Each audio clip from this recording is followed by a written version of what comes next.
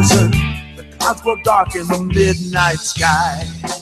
We feel the fire burning in the belly. The flame leaps out with an angry cry. From the underground where the night is endless, from the mine and rig where our work is done, from every plant and every nation we cry, we are many, we are one. Power, there is power in the union. Power, there is power in our hands. Power, we stand and fight together. There's power in a union of many lands. Power, come and reach across the borders. Power, come and open up your eyes. Power, when we stand and fight together. There's power when we organize.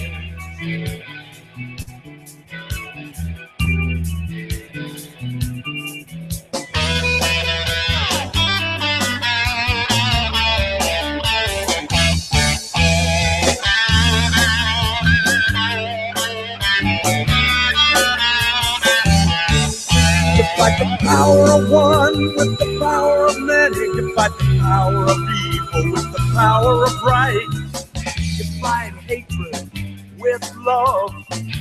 Fight darkness with light. Power, there is power in a union. Power, there is power in our hands. Power, we stand and fight together. There is power in a union of many lands. Power, come and reach across the borders. Power, come and open up your eyes.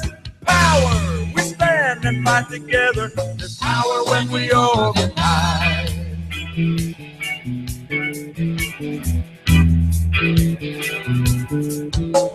Just like oil, coal, and the atom, we feel the press of the hand of time. Just like the ones who've gone before us, we feel the fate of the next in line. You fight the power of one with the power of many. You've got to fight weakness with the power of might. You fight wrong with the power of justice. Fight darkness with light.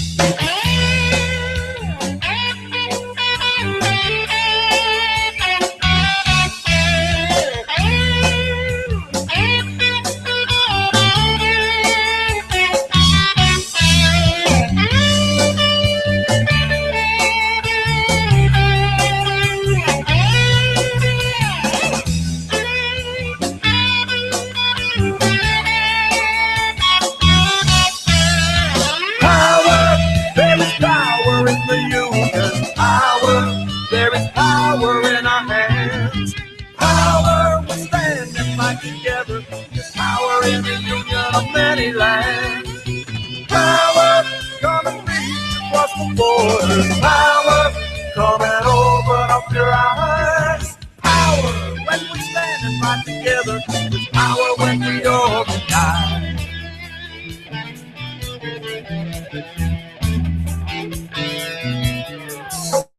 We know the wisdom of the elders. We feel the restlessness of youth. We hear the thunder of the lies. We hold aloft the light of truth. We raise the banner of our union. We lift our voices to the skies. This is the future, sisters and brothers. Come unite and organize. Power, there is power in a union. Power, there is power in our hands. Power, we stand and fight together. There is power in a union of many lands. Power, come and reach across the borders. Power, come and open up your eyes. Power, we stand and fight together. Power when we organize. Power, we stand and fight together. There's power when we organize. Power when we stand and fight together. There is power when we organize. You're listening to The Rick Smith Show. For more information, go to thericksmithshow.com. If you've missed any portion of the program, you can download the podcast at thericksmithshow.com. You're listening to The Rick Smith Show. For more information, go to thericksmithshow.com. You're listening to WIN, Workers Independent News, a production of Diversified Media Enterprises. I'm Doug Cunningham. The United Food and Commercial Workers Union is pressing an NLRB complaint that Walmart closed some stores in retaliation for worker activism demanding $15 an hour and a union at Walmart. The giant retailer claims the stores were closed due to plumbing issues. The UFCW National Labor Relations Board claim says the closings were retaliation for workers pushing for higher wages and a union. The union says Walmart targeted at least one of the Los Angeles area stores for closure because the workers there were among the most active in the effort to improve working conditions. The UFCW wants the workers rehired. The U.S. Department of Labor says that a Lear-owned auto seat plant in Selma, Alabama, not only is ignoring worker safety, but is illegally obstructing the federal investigation into the safety issues. The Renosol plant fired Kim King and sued her for blowing the whistle on the hazardous work conditions. An Alabama federal judge granted the Labor Department's temporary restraining order against the company, preventing the company from continuing to threaten workers for demanding that the health issue be addressed. Kim King says she and other workers are exposed to the hazardous chemical known as TDI, and their health is suffering. I constantly have a cough I can't get rid of. Excuse me. I can't get rid of. I'm on inhalers, nasal spray, Singler, numerous of things. Medicine runs me about like almost $200 a month now. Sometimes you have to decide whether you're going to pay a bill or buy some medicine. Some workers at the plant are trying to organize a United Auto Workers local. The Department of Labor says the Lear-owned Hyundai supplier is flouting the Occupational Safety and Health Act's protections by threatening, frivolously suing, and suspending or terminating employees who have gone to federal investigators to complain. Lear is being fined by OSHA for multiple serious violations of worker health and safety laws. Lear is a Fortune 500 company with 235 locations in 35 countries and is a major Hyundai supplier. A diverse group of women in Los Angeles is continuing their 15-day fast for 15. It's an effort to persuade the Los Angeles City Council to raise the minimum wage in LA to $15 an hour. The women are fasting in a tent in Grand Park across the street from Los Angeles City Hall. The women and their supporters say that $15 an hour is the bare minimum LA workers need just to pay for the basics. Workers Independent News is made possible in part through underwriting support from the OPEIU, the Office of Professional Employees International Union. Workers Independent News is brought to you with support from union-owned, union-represented Bank of Labor. Bank of Labor has provided trust and fiduciary services to labor organizations for nearly a century. Online at bankoflabor.com. You've been listening to WIN, Workers Independent News. For more information, visit laborradio.org. It's time for the Rick Smith Show. I want you to get up now. I want all of you to get up out of your chairs. I want you to get up right now and go to the window, open it, and stick your head out and yell, "I'm as mad as hell, and I'm not going to take this anymore!" I don't want to abolish government. I simply want to reduce it to the size where I could drag it into the bathroom and drown in the bathtub. You bet I cut the taxes at the top. How dare you? How dare you? Go ahead, make my day. The Rick Smith Show starts now.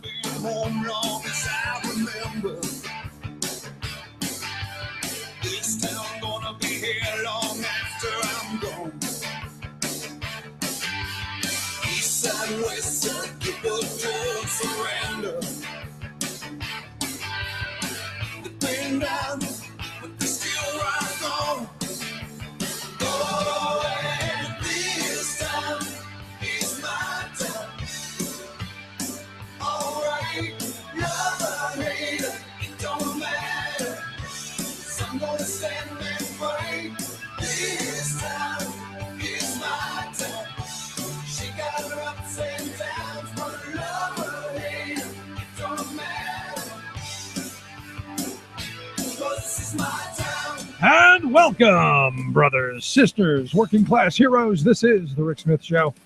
Thanks for being here today on the big program. Lots of things to get to, lots to talk about as it's kind of a sad day, to be honest. Last night when we were, while we were at home, the Senate Finance Committee, they rammed through the fast track authority through the Finance Committee. 20-6 was the bill. Final vote. You had all of the Republicans in favor of it, and 6 Democrats voting with it. You only had 6 Democratic senators saying, no, not so good. And Pat Toomey here at home, the guy we should be paying attention to. You should be putting this on your calendar. Toomey voted the wrong way, as we knew he would. And this is one of those things that must be remembered come 2016 as he stands for re-election. No matter what, he's a free trader. Again, these are the people we need to be showing the door. Also going to talk about a new report out on workplace safety. The number of fatalities has gone up. We'll talk about that, especially in the shadow of what is coming up, the International Workers' Memorial Day on April 28th. So we'll get to that. Also, more on the stock buybacks. More on that. Again, these big corporations, they do whatever they want, and it's really all just about them, isn't it? So let's start it off. I'm really at some point in my life dumbfounded at how we have been totally bamboozled by the corporate class. And I didn't think that in my lifetime we would see this whole right to work nonsense really take hold and really push through and really destroy the working conditions and the middle class of this country that honestly collective bargaining and unionization built. But I'm looking at the billionaire in Illinois, this Bruce Rauner, who is pushing this idea of right to work zones. I understand they know they're not going to get right to work passed in Illinois. They know it's not going to happen. And the reason I keep talking about this is because Pennsylvania is the next place where it's going to come. They know right to work is never going to pass in Pennsylvania, or I shouldn't say never, because the big moneyed interest, the eye is here. And in 4 years, that will be where the money comes and why they try and oust Governor Tom Wolf. But in Illinois, and you got to go, who in their right mind put this billionaire crank into the governor's mansion? They're pushing these right to work zones, where they're not just pitting state against state anymore. We're literally pitting neighbors against one another. That's the goal. The goal is not just pitting, Ohio versus Pennsylvania. It's about pitting, Lima, Ohio against Bellefonte, Pennsylvania. Who's willing to work for less? Who's willing to work in deplorable conditions? Who's willing to take the low road? That's what this is about. Now, masterfully, the right wing in the corporate class has masterfully made this about freedom and choice and liberty and all those wonderful things that I think we all agree we like. It's just their definitions of it, I think, are a little skewed. You have the freedom to choose not to join a union already. You just don't have the freedom to freeload. You have the freedom not to join the union now as it is, but you don't have the right to get services and benefits that you don't pay for. I think that's pretty simple. But how they're facing this is, well, you shouldn't have to pay for anything and you should be able to get things for free. And what they're doing, and masterfully, you got to give them credit. They are masterfully setting the union out of the equation and continuing that frame of all of those wonderful benefits and the wages and the health care and the conditions and all of that stuff. That's because of the benevolency of the company, not through generations of workers fighting and clawing and scratching and doing everything they could do to make their lives and their children's lives better. No, it's the benevolent dictator. It's the CEO who cares so much about the community and loves his workers. Loves them so much he wants them to have health care. Now, there may be a couple of those out there.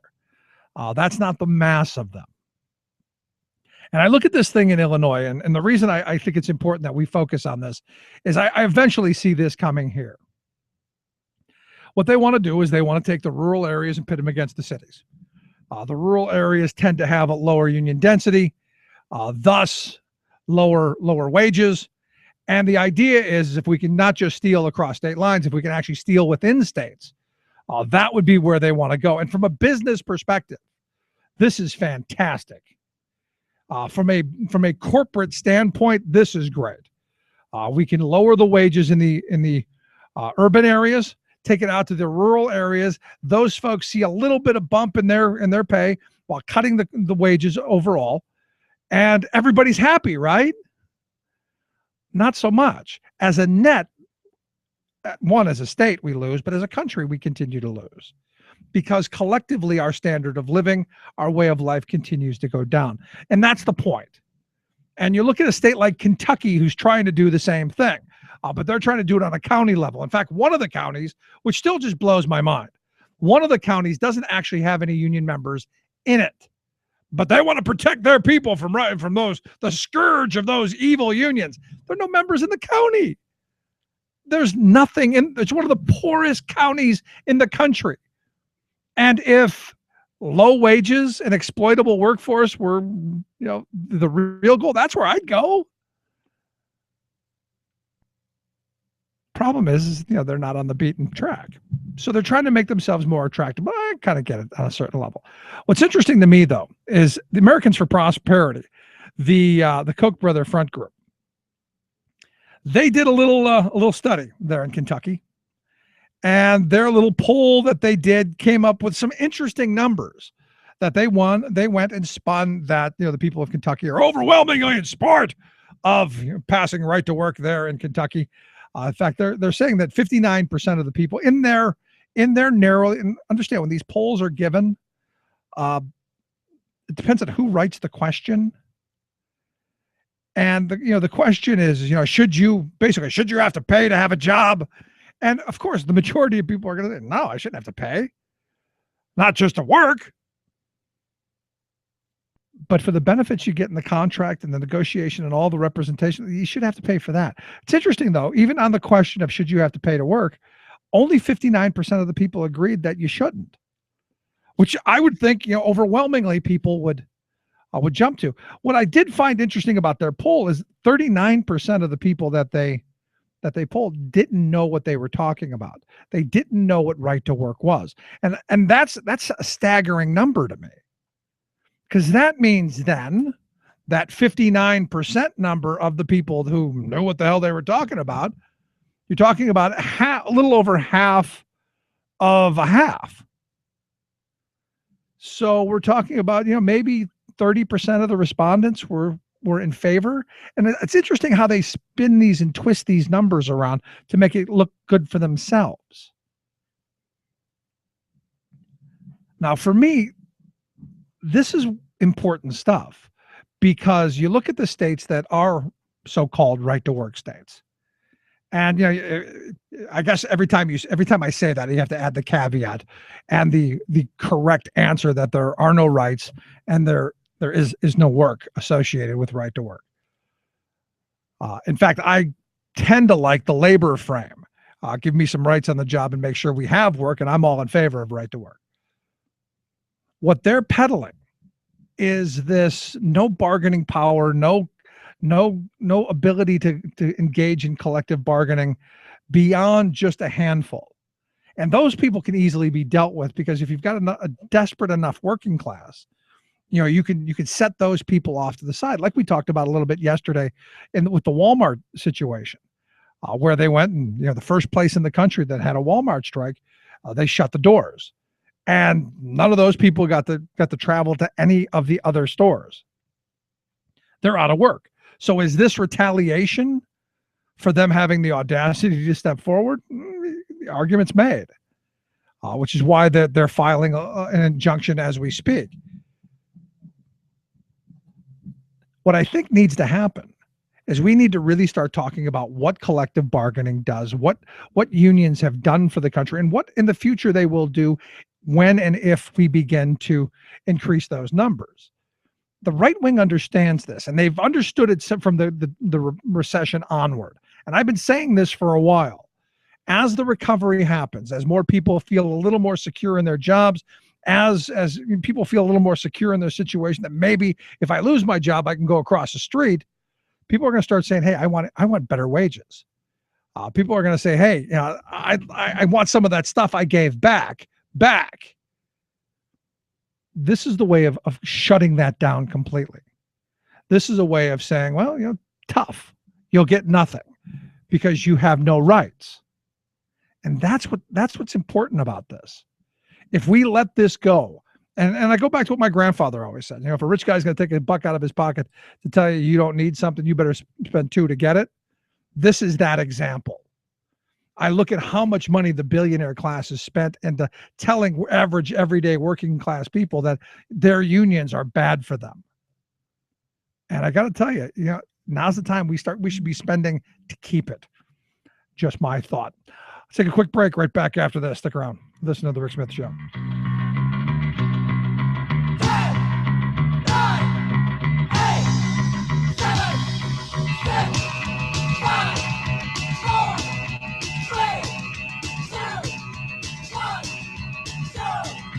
The Rick Smith Show.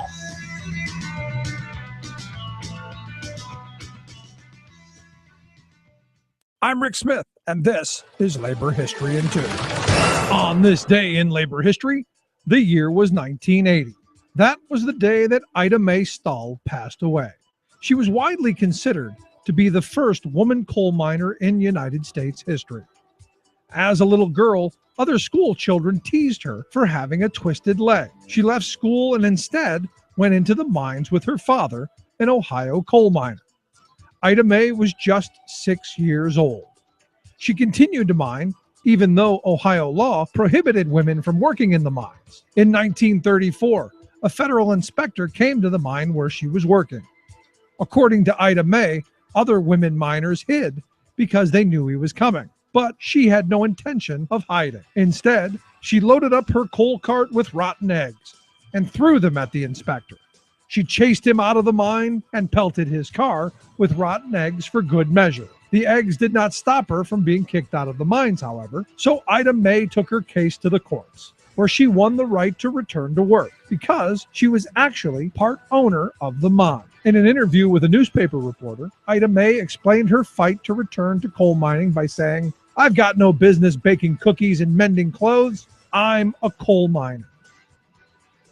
In the same interview, she declared, "I can load 5 tons a day with pick and shovel, and that's as much as any man in the mines can do." She went on to mine for 10 more years. In 1978, the Chicago Tribune called on Ida Mae for an interview. She declared to the reporter, "Ain't no man or woman alive that can beat me down."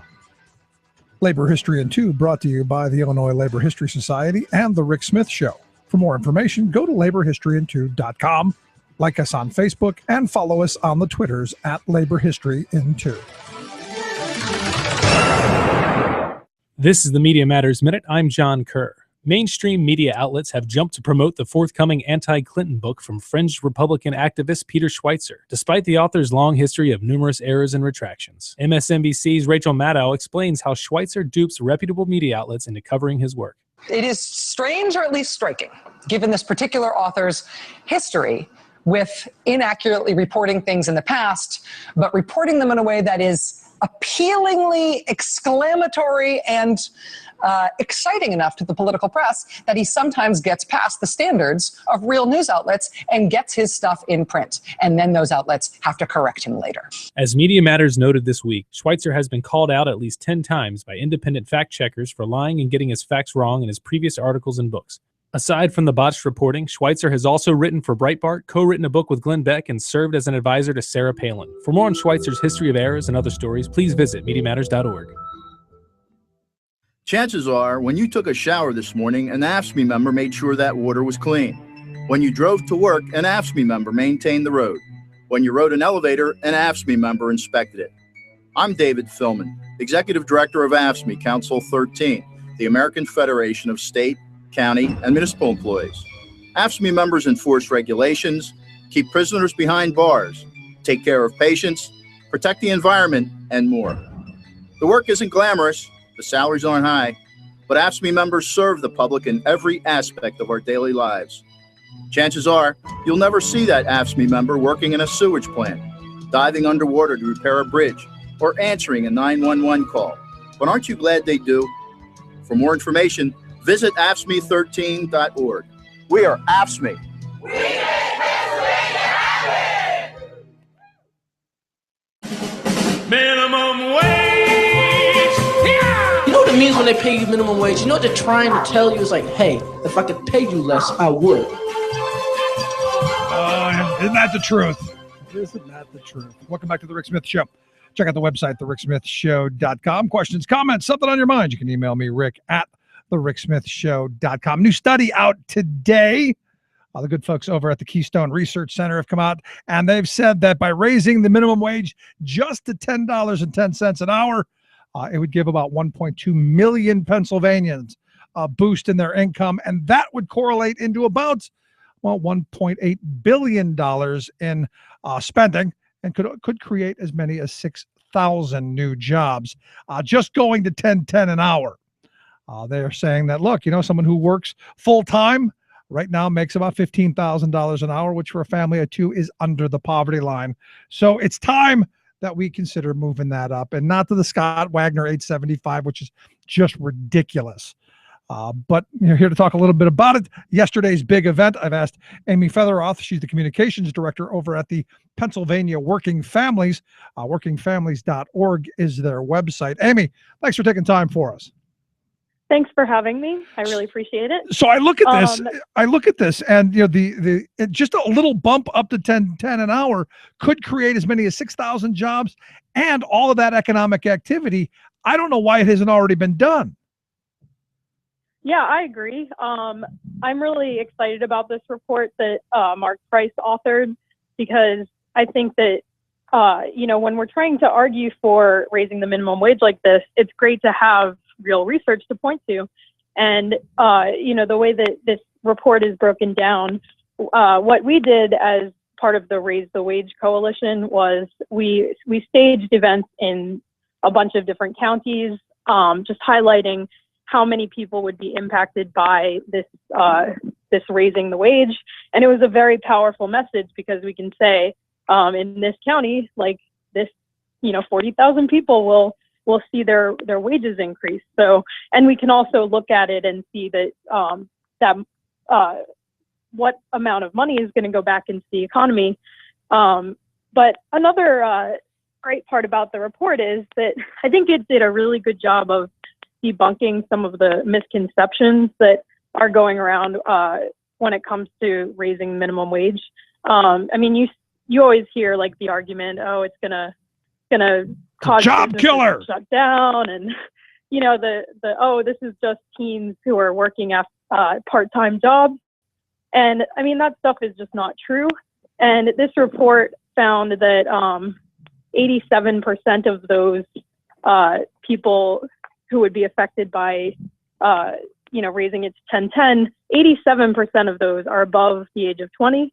So these are just regular people. These are not teens who are just working part-time after school. But regardless, Amy, regardless if they were teens working after school, there was a time in our country's history when the minimum wage was adjusted for inflation much higher than $10.10 an hour, and we paid that to teenagers. It shouldn't Absolutely. matter. And this ridiculous Absolutely. notion. I agree with you. This ridiculous I definitely notion. agree with you. This ridiculous notion that it's we can pay teenagers less for doing the same job is nonsense. But it's what the right wing wants us to focus on and fight over. Yeah, that's absolutely correct. I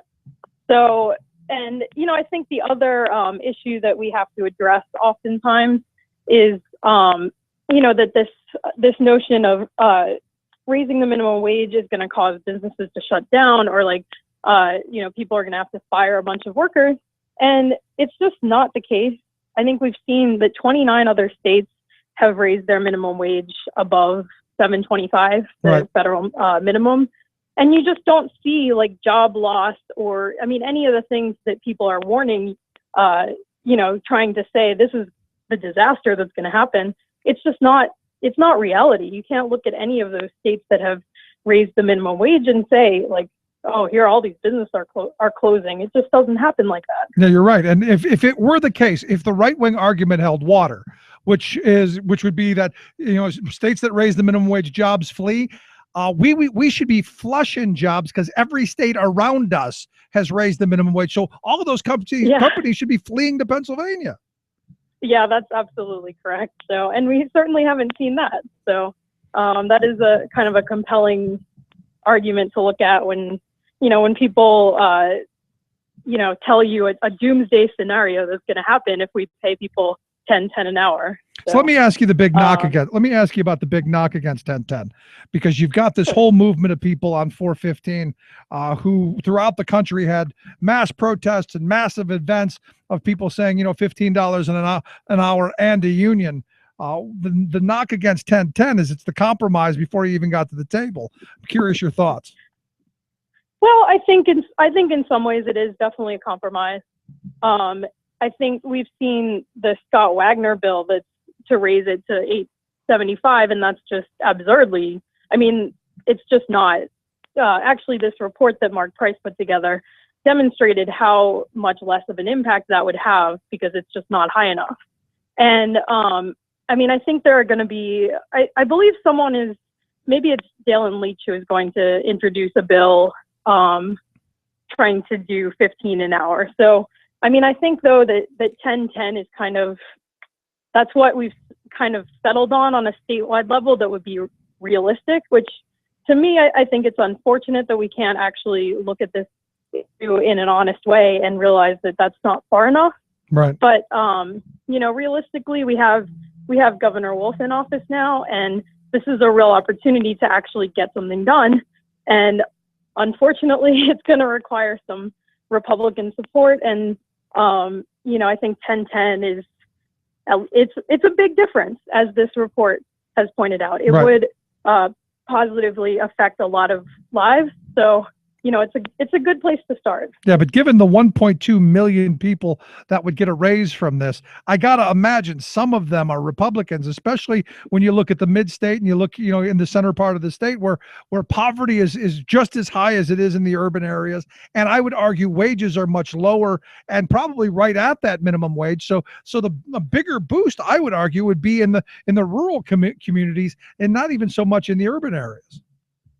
Yeah, that's a great point. And another kind of myth that goes around is that Republicans don't want to raise the minimum wage, which is not true.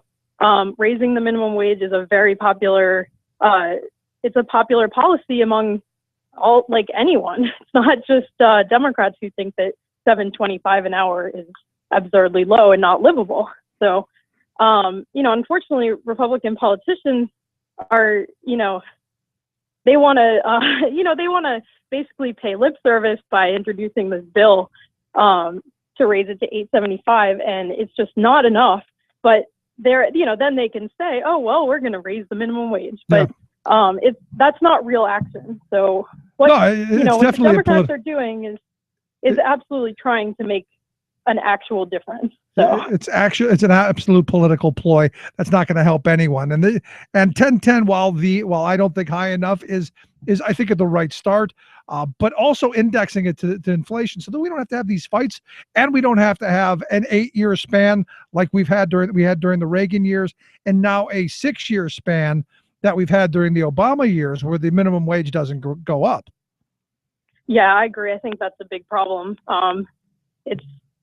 Prices are going up. The cost of living always goes up. So it makes no sense not to address that from the standpoint of all these low-wage workers who are going to be making whatever the minimum wage is. So, absolutely. So across the state, you had you had these events. What kind of response did you get from folks while you were out with doing the events? I thought the response was fantastic. There was a ton of news coverage all across the state. In Delaware County, we had a great event, and I know there was stuff in Philly and in Dauphin County and out in Pittsburgh. So, the response was great. I don't think that, unfortunately, there were a couple interest groups that, disputed the study and got mentioned in some of those news reports. But I think that the message was a powerful one, and it was great to see that so many counties actually picked up that story. Oh, that's good stuff. And the headlines were, this many workers in this county would be affected and get their wages, they would see a higher wage for each county. So it was nice to see those numbers in the headline. Yeah, it's better to see that than job-killing minimum wage bill being proposed. Yeah, exactly. Which is what, the business frame has been. And the weird thing for me is, most small business owners that I know, they don't pay minimum wage. The minimum wage is paid by these big conglomerates, these big fast food places, these big box retailers who are making their shareholders and their CEOs wildly wealthy at the expense of the folks who are actually doing the work and making the profit. That's a great point. And that's another misconception that we see a lot, is that, small business owners don't want to raise the minimum wage. That's actually not true. The polls show that small business owners favor raising the minimum wage. Yeah, so because what they understand, it's Amy. the corporate interest. It's the big corporations.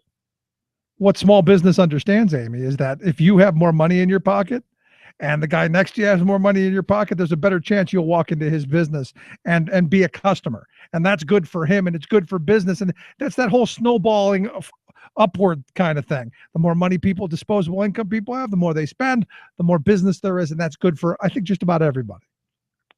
Yeah, absolutely. And the other thing about when you pay your workers better, there's lower turnover. You don't have to train new workers constantly. So you're always going to see some financial benefit to just treating employees in a good way. Yep. So heaven forbid we do that. Yes. Amy, I appreciate you taking time for us. Congratulations on the events. And I know you're going to be pushing hard to get this passed. And I know you guys over at the Working Families Party or the Pennsylvania Workers Families Party doing a whole bunch of good work. Absolutely. Thank you for having me. I appreciate it. Thanks so much, Amy Featheroff. She's communications director over there at the Pennsylvania Working Families. WorkingFamilies.org, the website. We've got a link at thericksmithshow.com. Just click on Amy's name, take you right there. Quick break, right back. Stick around. You're listening to The Rick Smith Show. Man, it's slow. The tip jar's light and the register's low. The bartender don't have much to say. The regular crowd gets thinner each day. Some are maxed out all their credit cards. Some are working 2 jobs and living in cars. Minimum wage won't pay for a roof, won't pay for a drink. If you gotta have proof, just try it yourself, Mr. CEO. See how far $5.15 an hour will go. Take a part-time job at one of your stores. I bet you can't make it here anymore.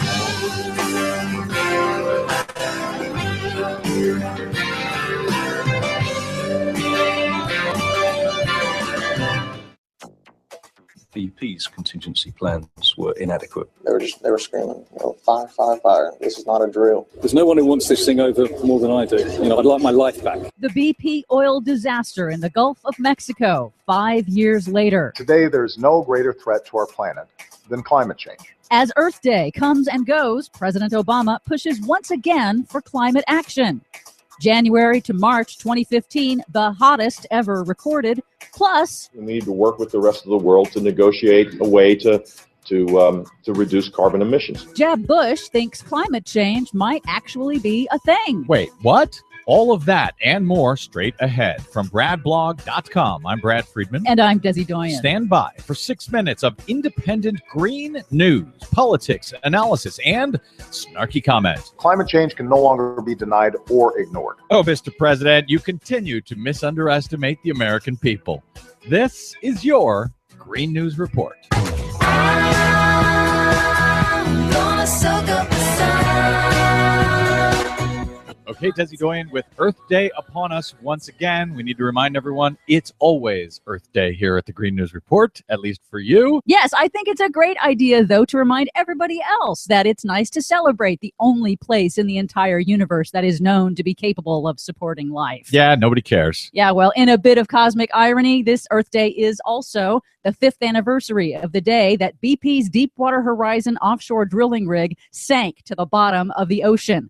5 years ago this week, on April 20th, 2010, British Petroleum's Deepwater Horizon rig exploded in the Gulf of Mexico, killing 11 men and causing the worst man-made disaster in U.S. history. They were screaming, fire, fire, fire. This is not a drill. We're sorry for the massive disruption it's caused to their lives. There's no one who wants this thing over more than I do. I'd like my life back. Even if we contain the well, and even if the well is capped, in mid-August, there's still a significant amount of oil out there. One of the things that struck me that I think about now as Shell is heading back into the Arctic, yes, was the plans that they had when they were drilling in the Gulf of Mexico, the inadequate plans.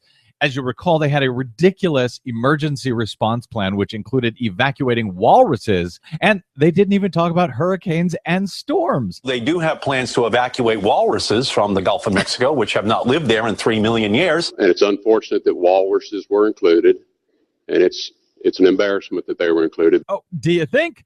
Now, of course, I'm sure Shell Oil's plans are perfectly adequate to stave off any disaster that happens up in the Arctic, where we have no way to respond. The Coast Guard has been begging, please don't let these rigs go up into the Arctic. It's pretty stunning that we're still moving headlong into offshore drilling into the Arctic. And looking back to the Gulf, 5 years later, offshore drilling is booming again. Yay! And BP is still fighting in court to reduce the billions of dollars it will ultimately pay in punitive fines and damages. Yeah, to hell with those people who lost their lives, who've lost their businesses. BP's got a profit to turn, baby. 5 years later, tourism has mostly recovered on the Gulf Coast, but tar balls are still washing up on shore, and BP's oil is still hurting commercial fishermen and marine life. Meanwhile, it's getting warmer. The results are in, and the first 3 months of this year combined were the warmest start to any year on record globally, according to NASA. And that increases the odds that 2015 will likely replace 2014 as the hottest year on record. Wait, so the Earth keeps getting hotter even though the Republicans keep saying it's not happening? Yeah, that's right. I can't believe the Earth is not listening to these Republicans. Meanwhile, in presidential politics, although former Florida Governor Jeb Bush has yet to officially declare a run for the 2016 Republican presidential nomination, at an appearance in New Hampshire over the weekend, he acknowledged that climate change exists. Wait, what? I mean, the climate is changing, and I'm concerned about that. Previously, Jeb Bush had questioned whether humans are responsible. Now he says climate change will be solved with energy conservation and expanding U.S. natural gas.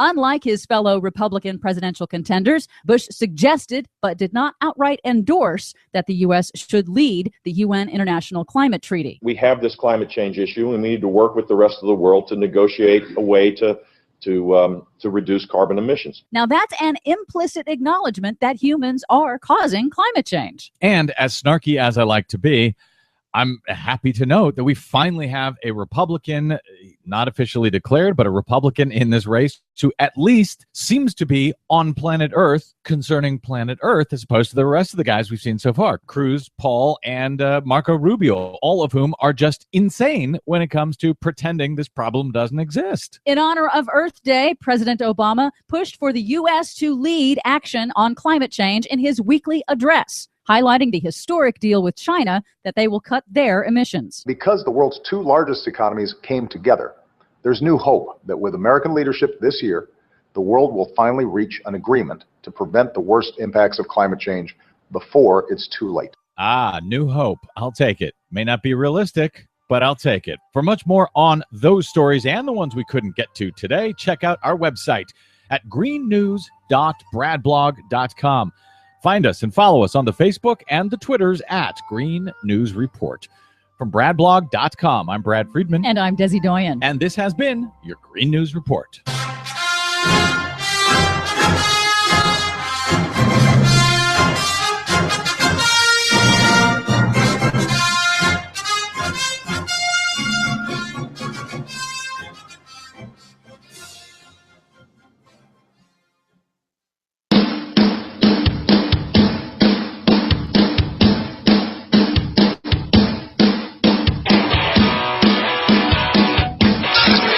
Waving the flag of freedom for people, not corporations. Rick Smith.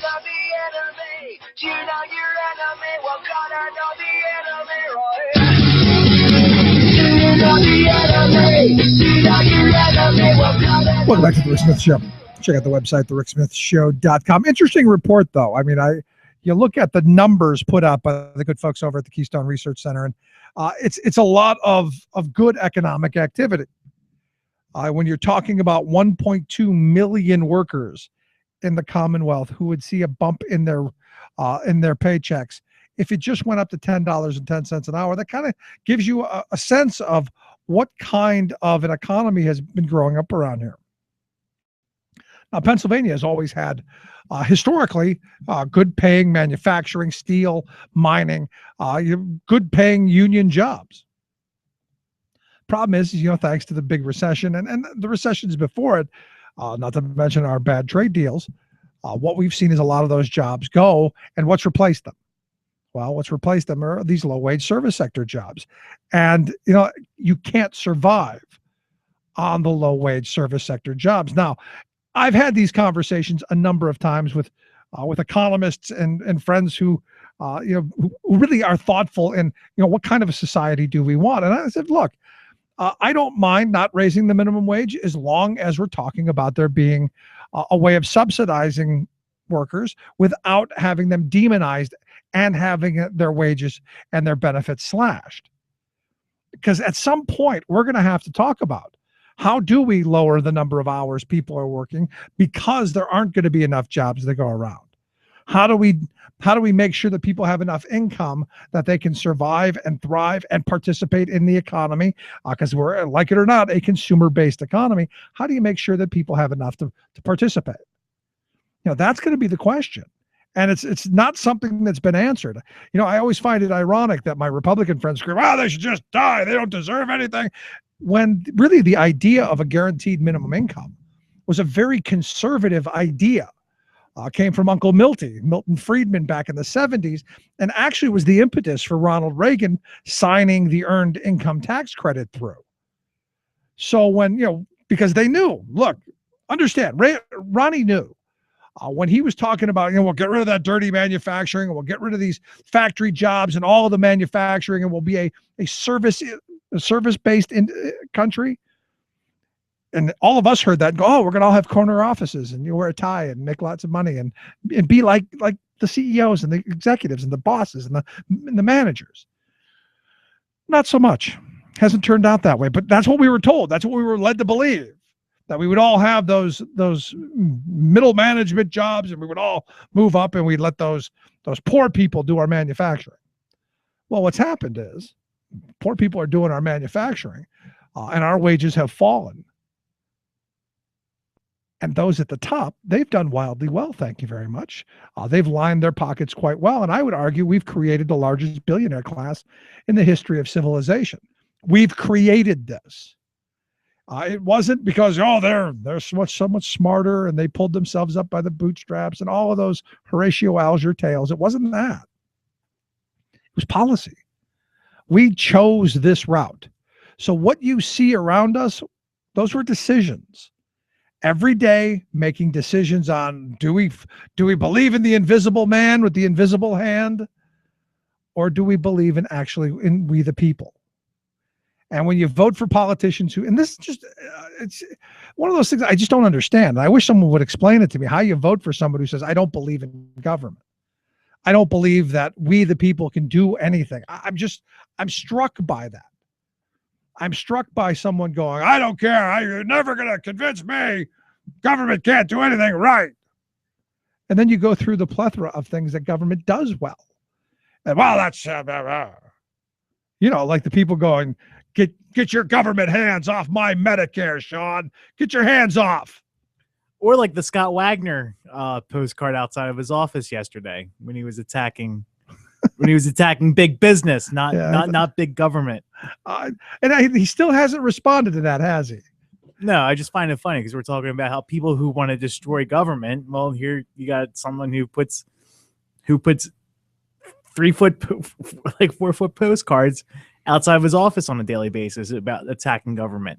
Yeah, while he's working in government. And since you brought him up, made all of his money from government. Makes millions in government from 3 different trash companies. Yeah, I mean, so honestly, it's a perfect example. We created him.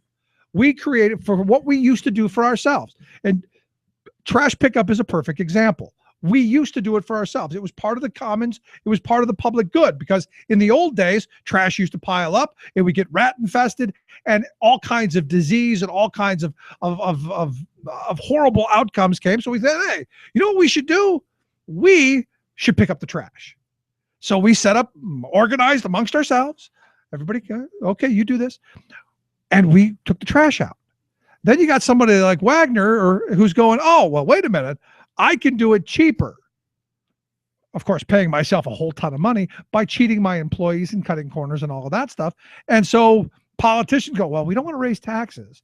So what we'll do is we'll privatize it, give it off to someone like Wagner, and he can line his pockets, and of course ours too, a little bit on the side. Thank you very much. And then that local government will collect his trash bills from the people for him too. Well, there is that. Yeah. But the other part of it is it was a tax increase that wasn't really a tax increase. So you have these politicians who then raised our taxes without actually saying it's a tax increase, because every quarter I get a bill from the trash company. I didn't used to get that. When it was picked up by We the People, it was part of my taxes. They came by, they picked it up. Well, thank you very much for my tax dollars. Hard at work, good thing. They privatize it, say, we didn't raise your taxes. Nonsense. Every quarter I get a new tax bill. We just call it a trash bill. And you're right. If you don't pay it, they can come take your house over it. I mean, it's nuts. But it's the world and the choices that we've made. It's the policies that we've allowed to spring up around us that have created people like Wagner. And then what he's going to be doing is using that money, the millions that he has made off of government contracts, and he's going to use that to destroy government any which way he can, it's just great. Another perfect example is the wine and spirit shops. I mean, they're going after that. Why? Because they see dollar signs, not because they believe in any nonsense of the free market or prohibition, because nonsense. It's prohibition, nonsense. I can go buy alcohol. I can do it. What are you talking about prohibition for? You know, every time I hear one of those twits rant on about I just want to smack them upside the back of the head. It's that simple. We do not have any dry counties. No, there are none. There might be some dry townships, but there are no dry counties. No, there's none of those either. Thousands of people or tens of thousands of people are under prohibition laws. And every county in this Commonwealth has a liquor store. Every one, all of them, because the PLCB, they make sure of that, and they make sure that they're in places, whether you like it or not. They're distributed in a fair and equitable way, equitable, say that twice, fair and equitable way. Say it again. It's amazing how, like, the more successful stores in the cities and more densely populated areas subsidize the poor performing stores, so people in the boondocks of Pennsylvania can get their liquor. Yeah. It's amazing how government works. So again, tell me where that prohibition is. I don't know. If anything, we are encouraging the distribution of liquor in states and counties that normally wouldn't get it because they're so sparsely populated. It's amazing what government does. Yeah, well, it's one of those damned if you do, damned if you don't, though, because you can make potshot arguments on both sides. I, as one of these, just to kind of wrap this up on the liquor front, as one of these hypocritical creatures called a parent now, I think the system is fine where it is. As an adult, I know where liquor is if I need it. If I want to have it for a party, I can plan for it. It's on the way home. There's a store. I stop in, I buy it. It's that simple. I don't know that I want it to be an impulse item next to the Tic Tacs on the impulse shelf, and I definitely don't want my kids to have access to it. That's it. Case closed. Done deal. And then you throw on top of that all of the money that we save and that we bring into the tax coffers because of it. That just seals the deal. But yet you've got these twits running around going, it's prohibition. All I can say is smack. Let's take a quick break right back after this. Stick around. You're listening to The Rick Smith Show. We're working people. Come to talk. And I go to work at night. I got no time for living, yes, I'm working all the time. It seems to me I could live my life a lot better than I think I am. I guess that's why they call me the working man. Making the blue blood see red. The Rick Smith Show. As everyone who travels a lot soon learns, when you stay in the hotels of the big chains, it's easy to forget where you are, since they're all alike, offering all the charm of No Place USA. This disorienting sameness has become more dizzying in recent years as the chains have merged and conglomerated. Weary travelers might choose to stay overnight in one of the Residence Inn hotels or a Courtyard, the Town Place Suites, or even splurge for a night in a ritzy Ritz-Carlton. In fact, though, you're in a Marriott, the $14 billion a year combine that owns all of the above chains, along with 15 others. Marriott is among the world's 10 largest hotel operators that have a combined 113 different chains in their crowded stable of brand names. Naturally, as uniformity and conglomeration have taken over the industry, a consumer rebellion has erupted, with more and more travelers, especially younger ones, seeking out independent hotels, unique inns, and local B&Bs. They prefer the uncorporate places that have cool names like the Moxie, Canopy, and Vibe. But, oh crud, guess what? All three of those are chains of hip hotels that opened in the past year and are owned respectively by Marriott, Hilton, and Best Western. Known in the industry as lifestyle hotels, these fake independent lodgings are the hot new niche for mega conglomerates trying to nab travelers in search of authenticity. The big hotel chains are in the business of pretending they aren't big chains, says Pauline Frommer, editor of the well-regarded Frommer's Travel Guides. They want you to think they are boutiques. This is Jim Hightower saying, sneaky. But do they think that duping customers is a good business strategy? Not only will we dupees quickly see that we're being sold plastic authenticity, but we'll also be PO'd about it. Good luck with that. Hightower's commentary is brought to you by the Hightower Lowdown. From Wall Street to Washington, this monthly newsletter reveals who's doing what to whom and why. Check it out, hightowerlowdown.org. Would you dive 14 feet deep in the Susquehanna to keep a bridge safe? Would you spend night after night with prisoners to keep your community safe? Would you spend Christmas Eve plowing snow to keep roads safe? AFSCME members do. Men and women who choose to serve in public service. Mine inspectors, 911 dispatchers, healthcare workers, parole agents. You may not think about them, but no, they're all thinking about you. This message brought to you by AFSCME Council 13. Exposing GOP hypocrisy. The Rick Smith Show.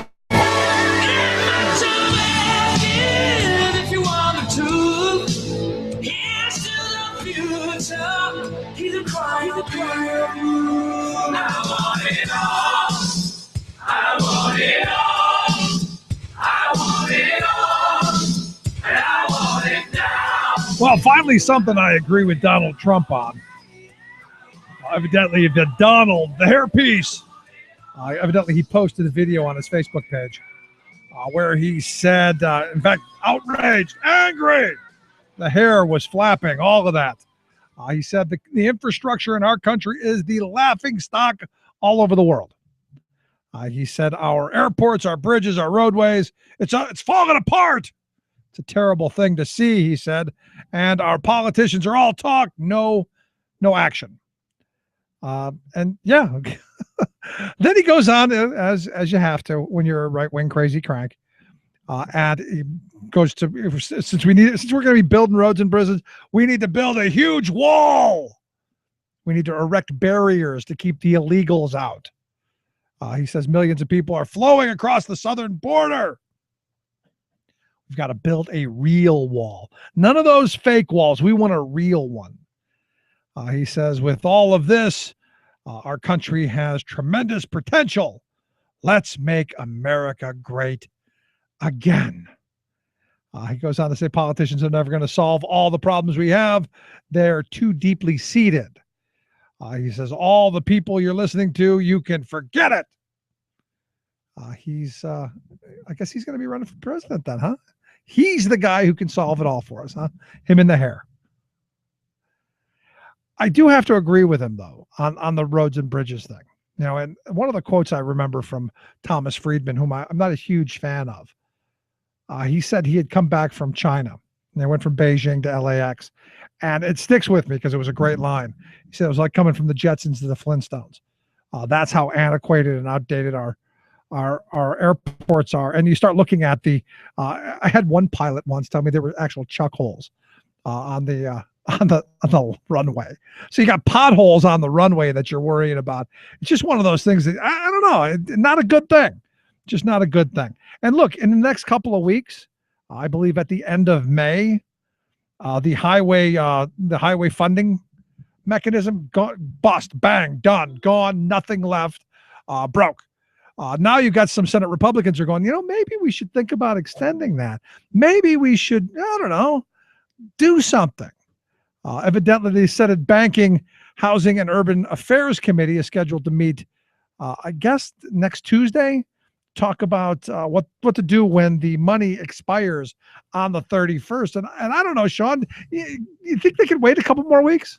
I don't know. I think they could throw a Obamacare vote in on this one. What do you think? Or threaten to shut down another government shutdown over this? I mean, no, I don't. We won't see a government shutdown. You'll just see the funding go broke. So we've been here before, and then where the FAA shuts down and you start shutting some of this. Maybe that's where we have to go again.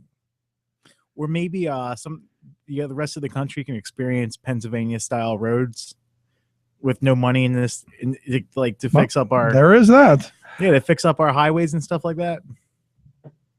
Now, the chairman of the committee, Richard Shelby, the Republican from Alabama, he said earlier in the week that the Senate is looking for a funding source, looking under the cushions, maybe between the little desks they have there. They're trying to find the money. About $15 billion a year is what they're looking to find. Which I got to go, that with our need, is $15 billion enough? I know it sounds like a huge number. Not when you consider that the Association of Civil Engineers is saying that we need somewhere around, I don't know, $3.5 trillion. Wait, they said $15 billion? $15 billion is what they're estimating to be able to put into this fund. And I'm going, I don't know. I'm a little, I don't know. I don't know. I don't know the math on that one, but it's off by a bit. Now, they're talking about some things. I'm not opposed to the gas tax. I know some people really are. I would like to see one, a higher gas tax, and two, I would like to see, some of the people who use our roads and bridges the most, some of these big companies, paying their share. Like General Electric, maybe think about them for a bit. Just a thought. I don't want to get anybody all really upset, because heaven forbid we make them pay their fair share. But think about this for a second. We're coming into a time where the economy's starting to pick up a little bit. Things are going a little bit better, and we're going into construction season. Think about May 31st and go, how many construction companies and how many projects do you think are going to be started when people are going to go, I don't know if there's any money for it. And this has a chilling effect on putting people back to work. Now, I'm not the genius in this, but the Republican Stephen LaTourette said a couple of years back that for every $1 billion you invest in infrastructure, that's about 42,000 jobs. And I would think with all of the work that needs to be done, we could easily put the mass of the country back to work, digging with a shovel or swinging a pick or something. But maybe that's too much to ask for. And maybe, the thing is maybe we can't have any of this until after the next presidential election, which seems to now be taking up all of the oxygen in the room. So there you go. And let me throw it out here. One more thing before we take a break. It appears there's another bill in the House that's picking up a little steam to undo some of the Obamacare on the tax that insurers would have to pay, this health insurance tax. There's over 218 co-sponsors right now to undo that, to save the insurance industry, billions of dollars.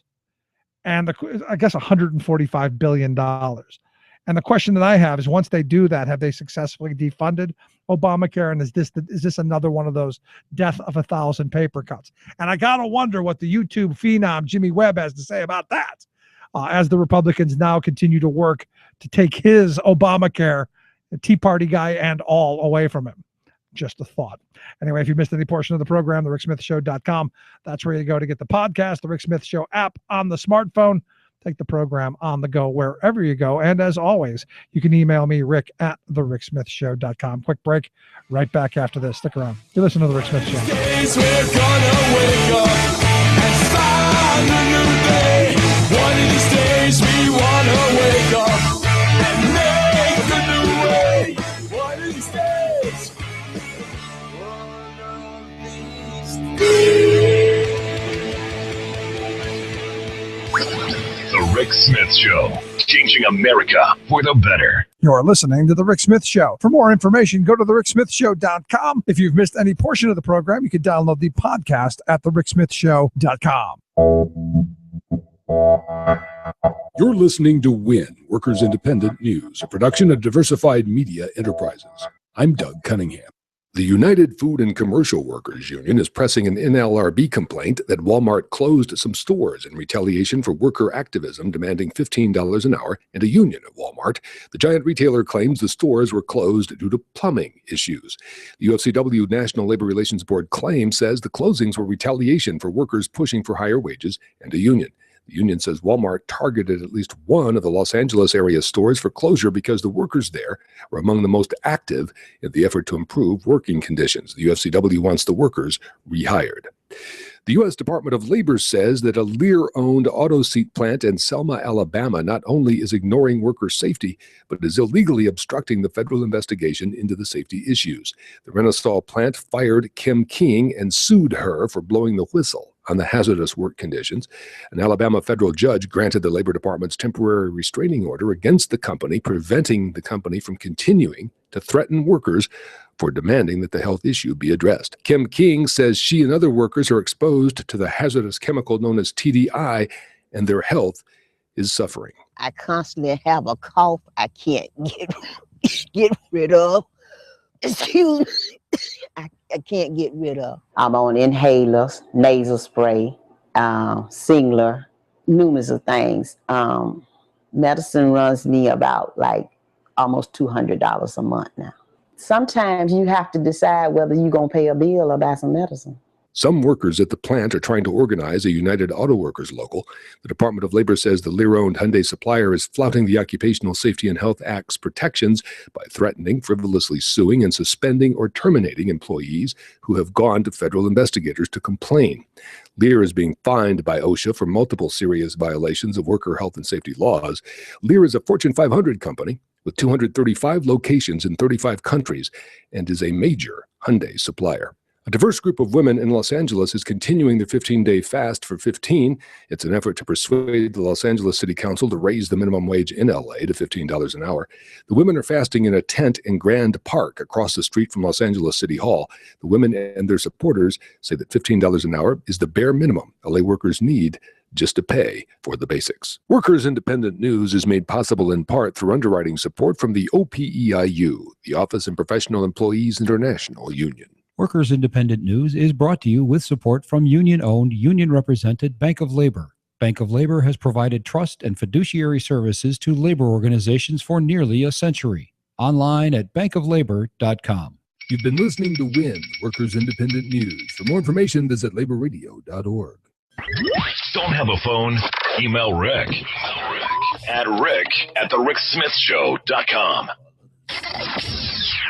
You're listening to The Rick Smith Show. There's a thundercloud exploding, and I'm free at last, like Joe Hill and Cesar Chavez, who fought in their own time, like our brothers and our sisters, up and down that picket line, like the unnamed and unnumbered, who struggle brave and long, like the union men and women, standing up and standing strong, like the unnamed and unnumbered, who struggle brave and long, like the union men and women, standing up and standing strong. Welcome back to the Rick Smith Show.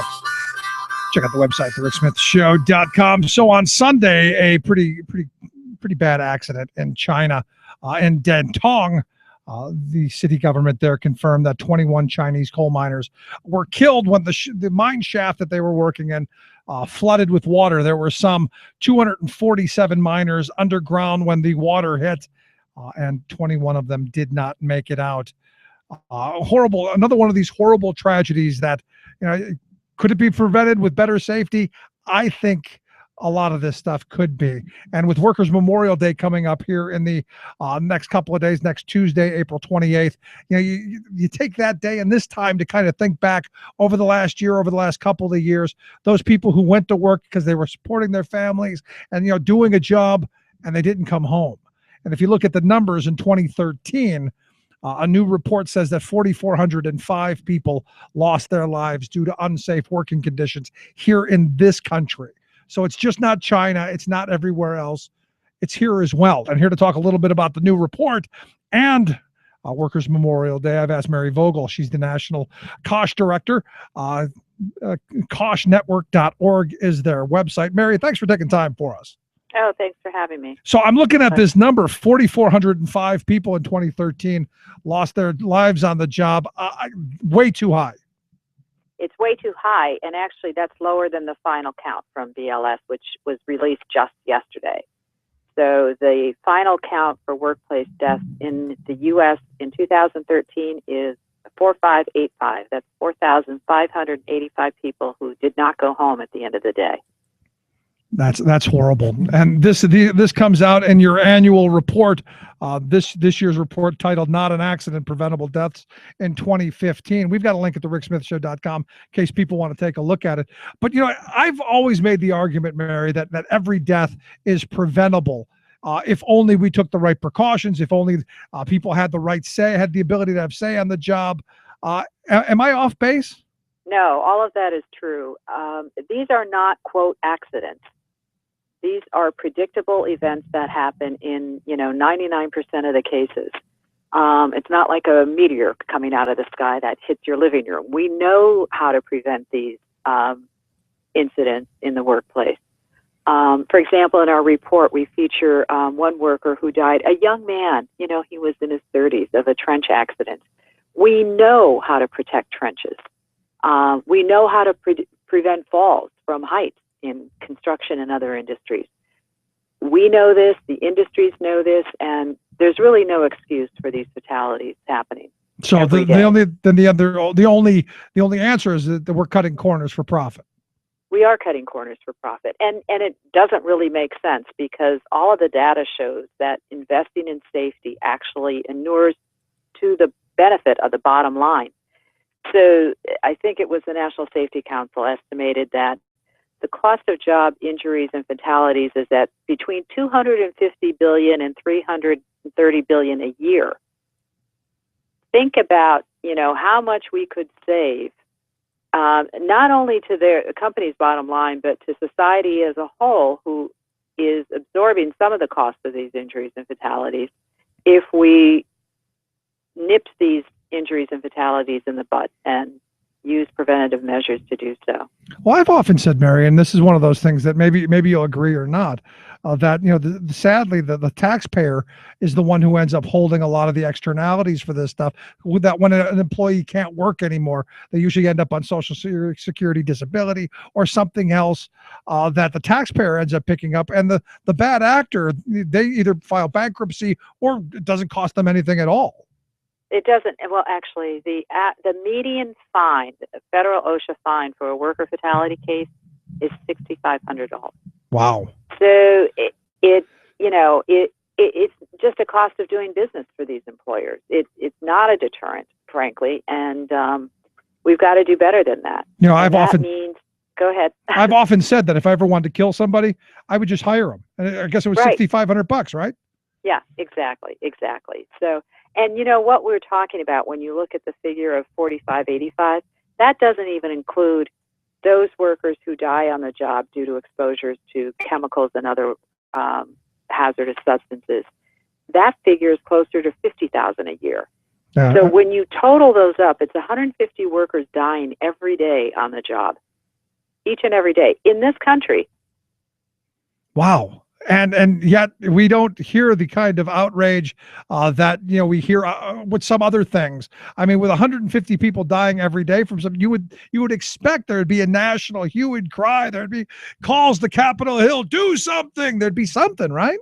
No, and in fact, we just heard about a bill that was introduced yesterday in Congress that would allow small employers who have workplace violations to have more time to actually, correct those violations. With the notion that these employers are being, required to pay their citations immediately, which is a bogus notion anyway, because employers contesting penalties don't even have to abate unless it's an imminent hazard while they're contesting the penalty. And more often than not, they're contesting the penalty, and the penalties are severely reduced. So if I'm hearing you right, what you're advocating for are more job-killing regulations then? Oh, yeah, right. No, because, look, we hear this all the time. If we do this stuff, those are just job-killing regulations. And I go, well, what about the people killing lack of regulation? What about the lack of oversight? What about 111 years for the OSHA inspectors to inspect every workplace in this country, which I got to be honest, is unfathomable. It is unfathomable. That's why we have to empower workers to exercise their rights and to be able to have a say in the workplace, particularly around safety and health issues. And we have to look at other enforcement mechanisms. So, for example, criminal prosecution. So we're looking at, these 54,000 workers that die every year. And this past year, we had Randall Miller, who was the director on the Midnight Rider case. He was indicted and actually prosecuted, and he's going to jail for 2 years. And we have Don Blankenship, whose trial will take place in July. Hopefully he will be prosecuted to the fullest extent of the law, along with some of the folks that were responsible for that explosion at the Upper Big Branch Mine. Yeah, the guy who exactly. But those are few and far between when you're looking at the number of people who are actually killed on the job every year. Yeah, Blankenship, the guy who put out the memo saying we don't get paid to do anything other than run coal. We don't put up any of that safety nonsense. You just go down there and you run coal. That's what we do, and it's that kind of mentality that gets people killed. Yeah, and then he leaves the company with a $12 million retirement package. I mean, it's really repulsive. Frankly. It is repulsive, and a couple of years ago, back in 2013, we did a cross-country labor history tour that took us down to West Texas, and we were in West Texas a couple of months after the explosion, which the anniversary was just the other day. Right. And I remember looking at this massive crater in the earth and what it did to the school and to the nursing home and to the homes all around it, and I'm going, somebody's got to go to jail for this. And nobody yet has nobody's been charged, nobody's indicted that I know of yet.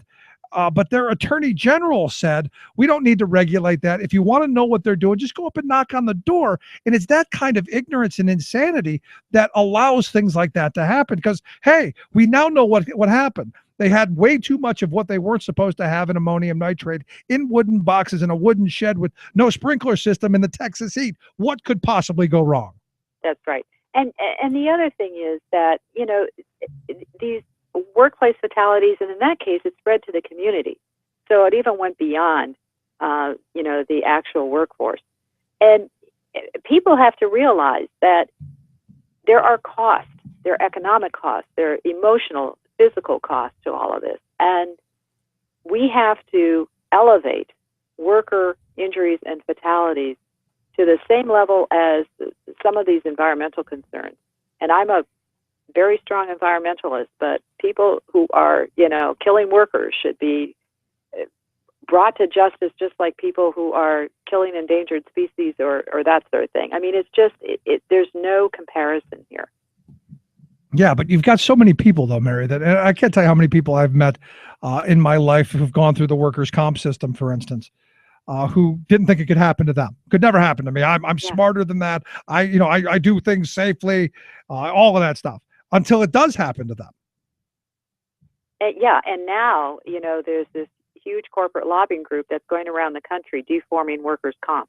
Right. They're in Tennessee, and they've got a plan to basically deform the laws in as many states as they can. So what was supposed to be designed as a quid pro quo, where workers gave up their rights to sue employers, and employers,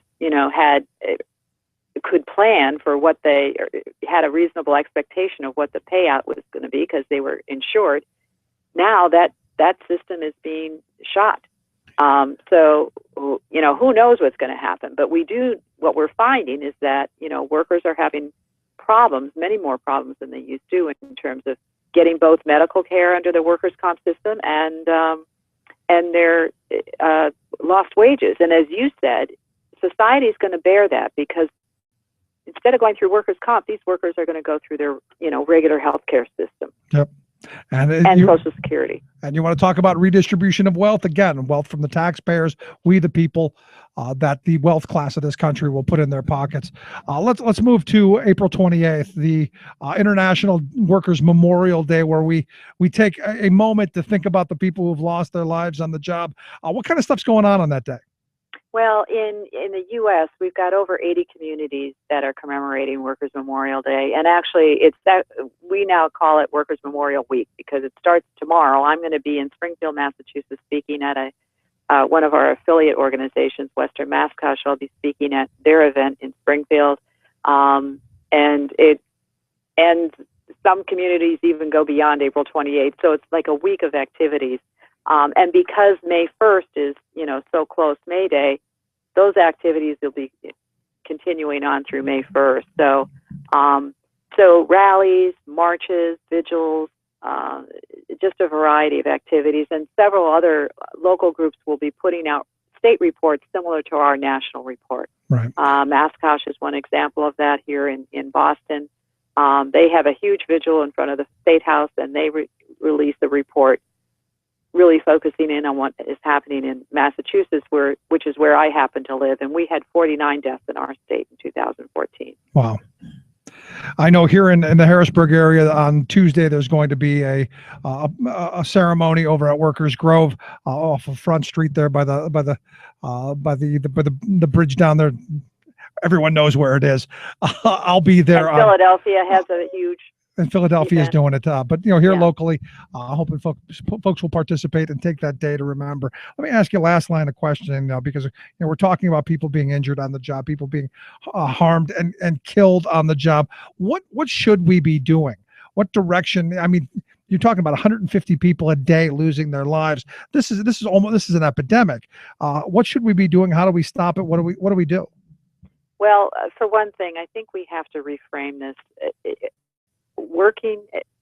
Having a safe workplace should be considered a human right.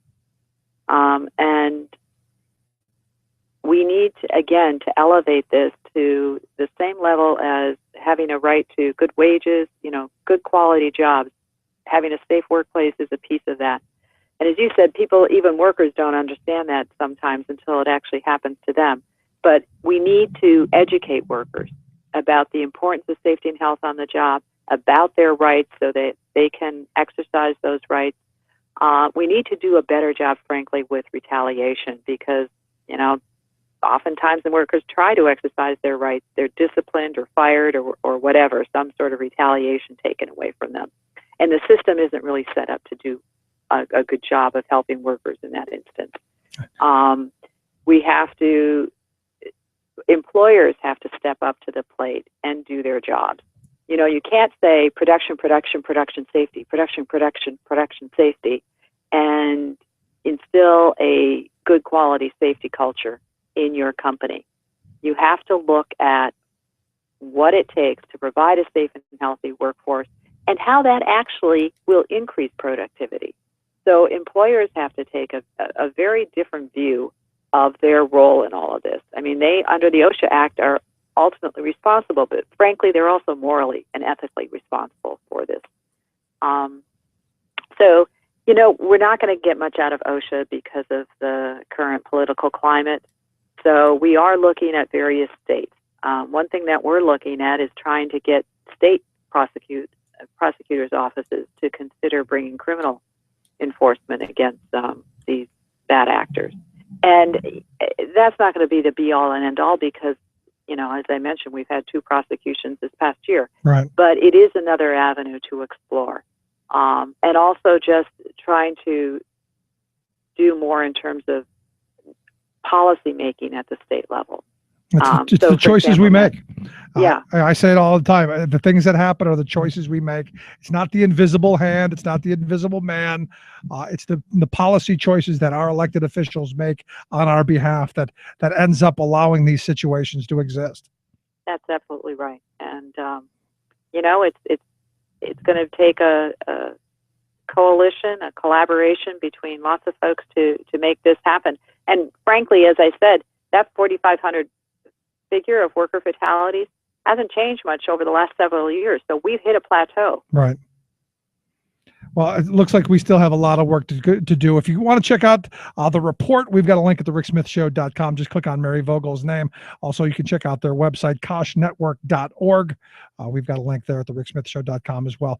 Mary's the executive director of the National Kosh Organization. Mary, it was great talking with you.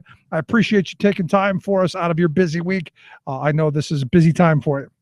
Thank you so much. It was a great pleasure. Thanks so much, Mary. Let's take a quick break. Right back after this. Stick around. You're listening to The Rick Smith Show.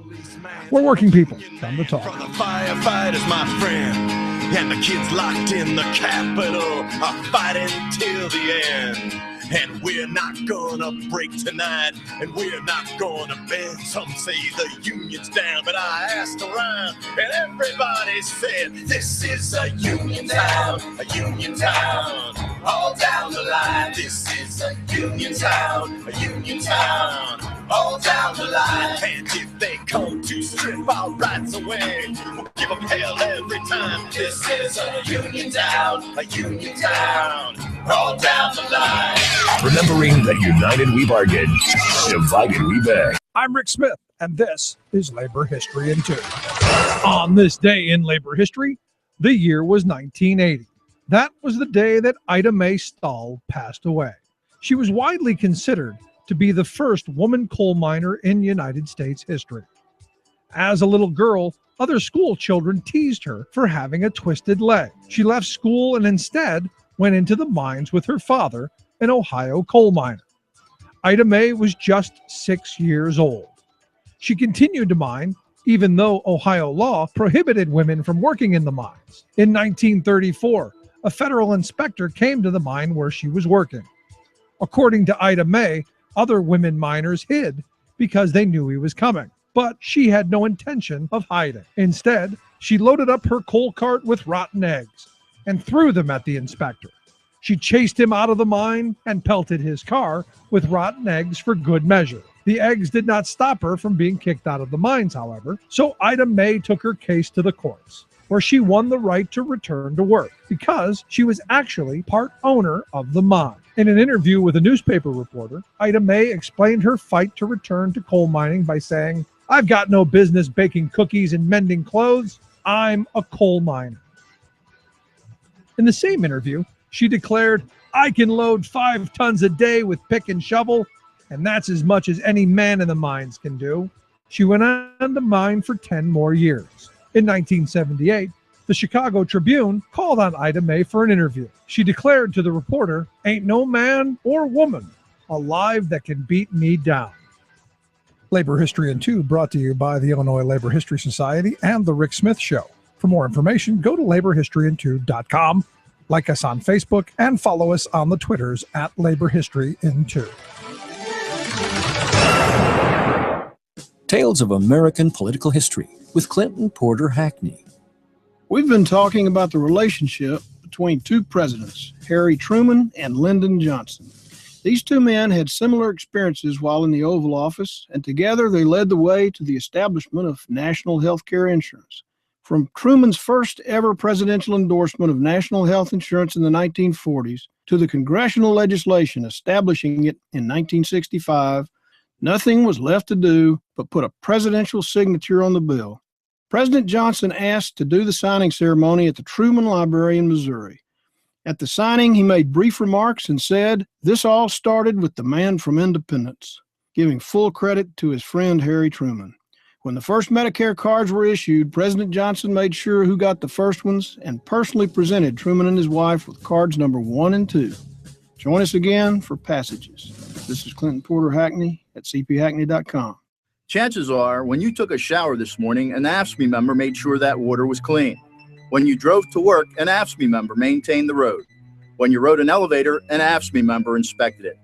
I'm David Philman, Executive Director of AFSCME Council 13, the American Federation of State, County, and Municipal Employees. AFSCME members enforce regulations, keep prisoners behind bars, take care of patients, protect the environment, and more. The work isn't glamorous, the salaries aren't high, but AFSCME members serve the public in every aspect of our daily lives. Chances are, you'll never see that AFSCME member working in a sewage plant, diving underwater to repair a bridge, or answering a 911 call. But aren't you glad they do? For more information, visit AFSCME13.org. We are AFSCME.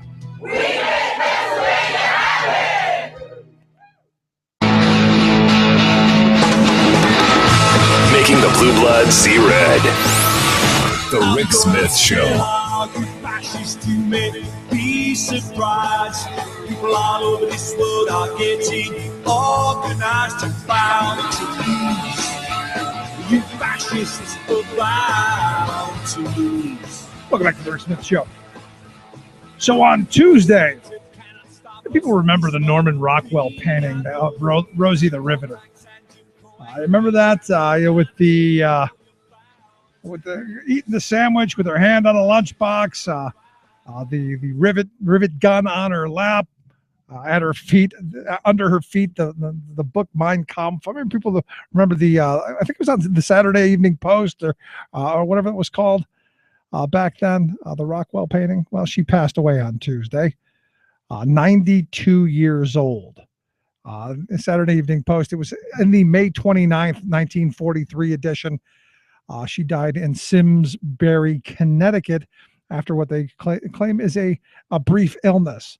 And she, that Rosie the Riveter, probably one of the most famous ones, symbolized, a lot of the women who went to work during World War II, of which my grandmother was one of them. It's an interesting bit of history. I love the interview that they did with her a couple of years back, where she was, it's no big deal. I got paid $5 to sit twice for photographs, and out of this came this amazing artwork that was widely used, and she got $10. She got $10 out of the whole thing. Now the painting, the Rockwell painting, is in the Crystal Bridges Museum of American Art. Guess where? In Wally World, in Bentonville, Arkansas. So I guess there's something to that for me. Now, this one isn't to be confused with the Rosie the Riveter painting and picture that a lot of labor people remember. The We Can Do It one with the woman with the bandana and making the muscle. That was done by a guy named J. Howard Miller in 1943 for Westinghouse Electric. The one that I'm talking about was done by Rockwell. So good. Sad day for her and for her family, but her life was interesting. Graduated from Temple University with a degree in dental hygiene. Worked as a dental hygienist for years and years and years. Married long time, 55 some years. Had 4 children. Led a very, very healthy, very productive life. And it's sad. It's sad that she's passed on. But an interesting era, though. I mean, if you think about it. And, I love the way the story went into, it was the wartime propaganda that now I think we take for granted that women are going to go into the workforce. Back then, that's not how it was. And it's an interesting time in history and an interesting concept to talk about, where, it was a different era back then. But for $10, out of this came the painting. Now, evidently, she was not as hefty as the picture made her look. She was actually quite slight, and and Rockwell actually apologized years later for making her look like an Amazon, because the woman in the picture had massive arms. She was bulky. She'd kick the what out of you. The actual woman not so much, but it's like that time though. It is what it is. But I look at this number, and I want to go back for a second to talk about the report. Because when you look at 4,405 was the original number that the Koch report came out with. That's should be an outrage. But then to see that number jump up to 4,585, that's even worse. And then you throw into it what Mary hit on for a second was the occupational illnesses. The stuff that you don't know is killing you. The exposure to whatever's in the air, the exposure to whatever silica or whatever dust or whatever grains of who knows what that are eventually going to do you in, that you don't even know about and nobody's responsible for. At some point, we've got to have those conversations as well. But I appreciate Mary taking time for us. Going to take a quick break. When we come back and talk a little bit more about the the pump and dump stock options. Let's fire a bunch of workers, take that money and buy back our shares so our stock price goes up, and then we, the CEO class, oh boy, we can cash in. Quick break, right back. There's a high school girl with a bourgeois dream, just like the pictures in the magazine she found on the floor of the laundromat. A woman with kids can forget all that. If she comes up pregnant, what'll she do? Forget the career, forget about school. Can she live on faith, live on hope, high on Jesus or hooked on dope? When it's way too late to just say no, you can't make it here anymore.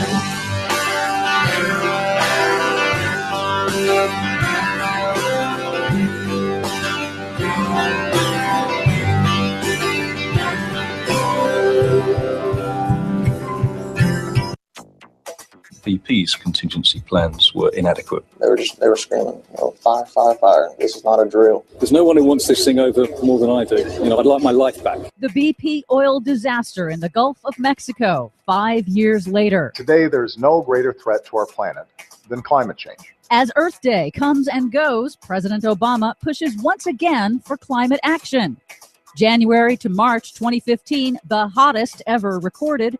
Plus, we need to work with the rest of the world to negotiate a way to reduce carbon emissions. Jeb Bush thinks climate change might actually be a thing. Wait, what? All of that and more straight ahead from BradBlog.com. I'm Brad Friedman. And I'm Desi Doyen. Stand by for 6 minutes of independent green news, politics, analysis, and snarky comments. Climate change can no longer be denied or ignored. Oh, Mr. President, you continue to misunderestimate the American people. This is your Green News Report. I'm gonna soak up the sun. Okay, Desi Doyen, with Earth Day upon us once again, we need to remind everyone it's always Earth Day here at the Green News Report, at least for you. Yes, I think it's a great idea, though, to remind everybody else that it's nice to celebrate the only place in the entire universe that is known to be capable of supporting life. Yeah, nobody cares. Yeah, well, in a bit of cosmic irony, this Earth Day is also the 5th anniversary of the day that BP's Deepwater Horizon offshore drilling rig sank to the bottom of the ocean. 5 years ago this week, on April 20th, 2010, British Petroleum's Deepwater Horizon rig exploded in the Gulf of Mexico, killing 11 men and causing the worst man-made disaster in U.S. history. They were screaming, fire, fire, fire. This is not a drill. We're sorry for the massive disruption it's caused to their lives. There's no one who wants this thing over more than I do. I'd like my life back. Even if we contain the well, and even if the well is capped in mid-August, there's still a significant amount of oil out there. One of the things that struck me that I think about now as Shell is heading back into the Arctic, yes, was the plans that they had when they were drilling in the Gulf of Mexico, the inadequate plans. As you recall, they had a ridiculous emergency response plan, which included evacuating walruses, and they didn't even talk about hurricanes and storms. They do have plans to evacuate walruses from the Gulf of Mexico, which have not lived there in 3 million years. And it's unfortunate that walruses were included, and it's an embarrassment that they were included. Oh, do you think?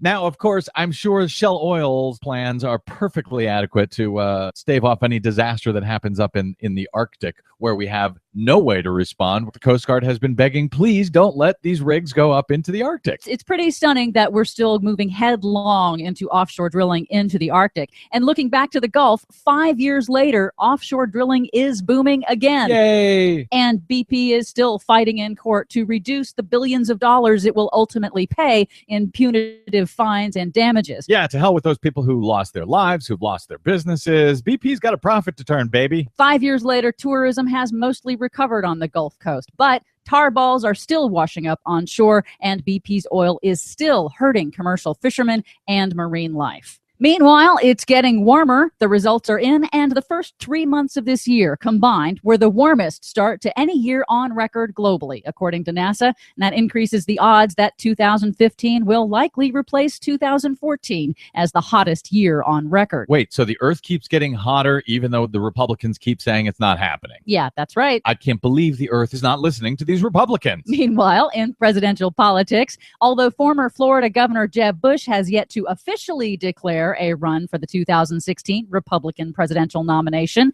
At an appearance in New Hampshire over the weekend, he acknowledged that climate change exists. Wait, what? I mean, the climate is changing, and I'm concerned about that. Previously, Jeb Bush had questioned whether humans are responsible. Now he says climate change will be solved with energy conservation and expanding U.S. natural gas.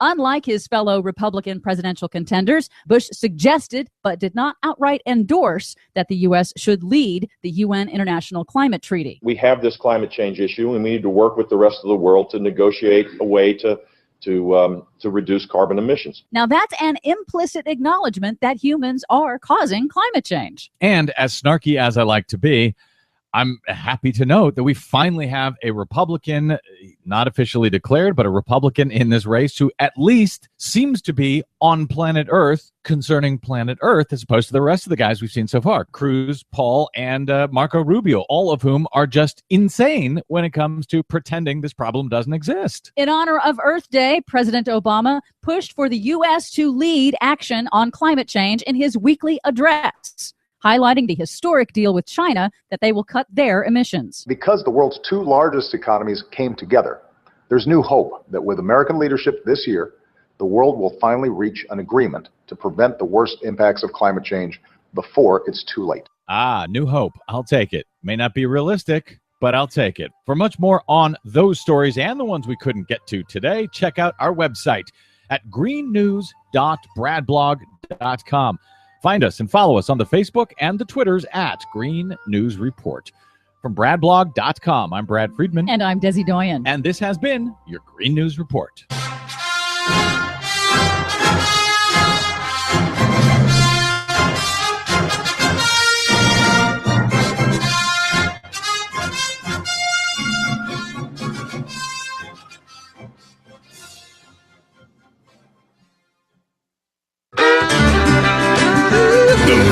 Who sends the investor class diving through their tax shelters?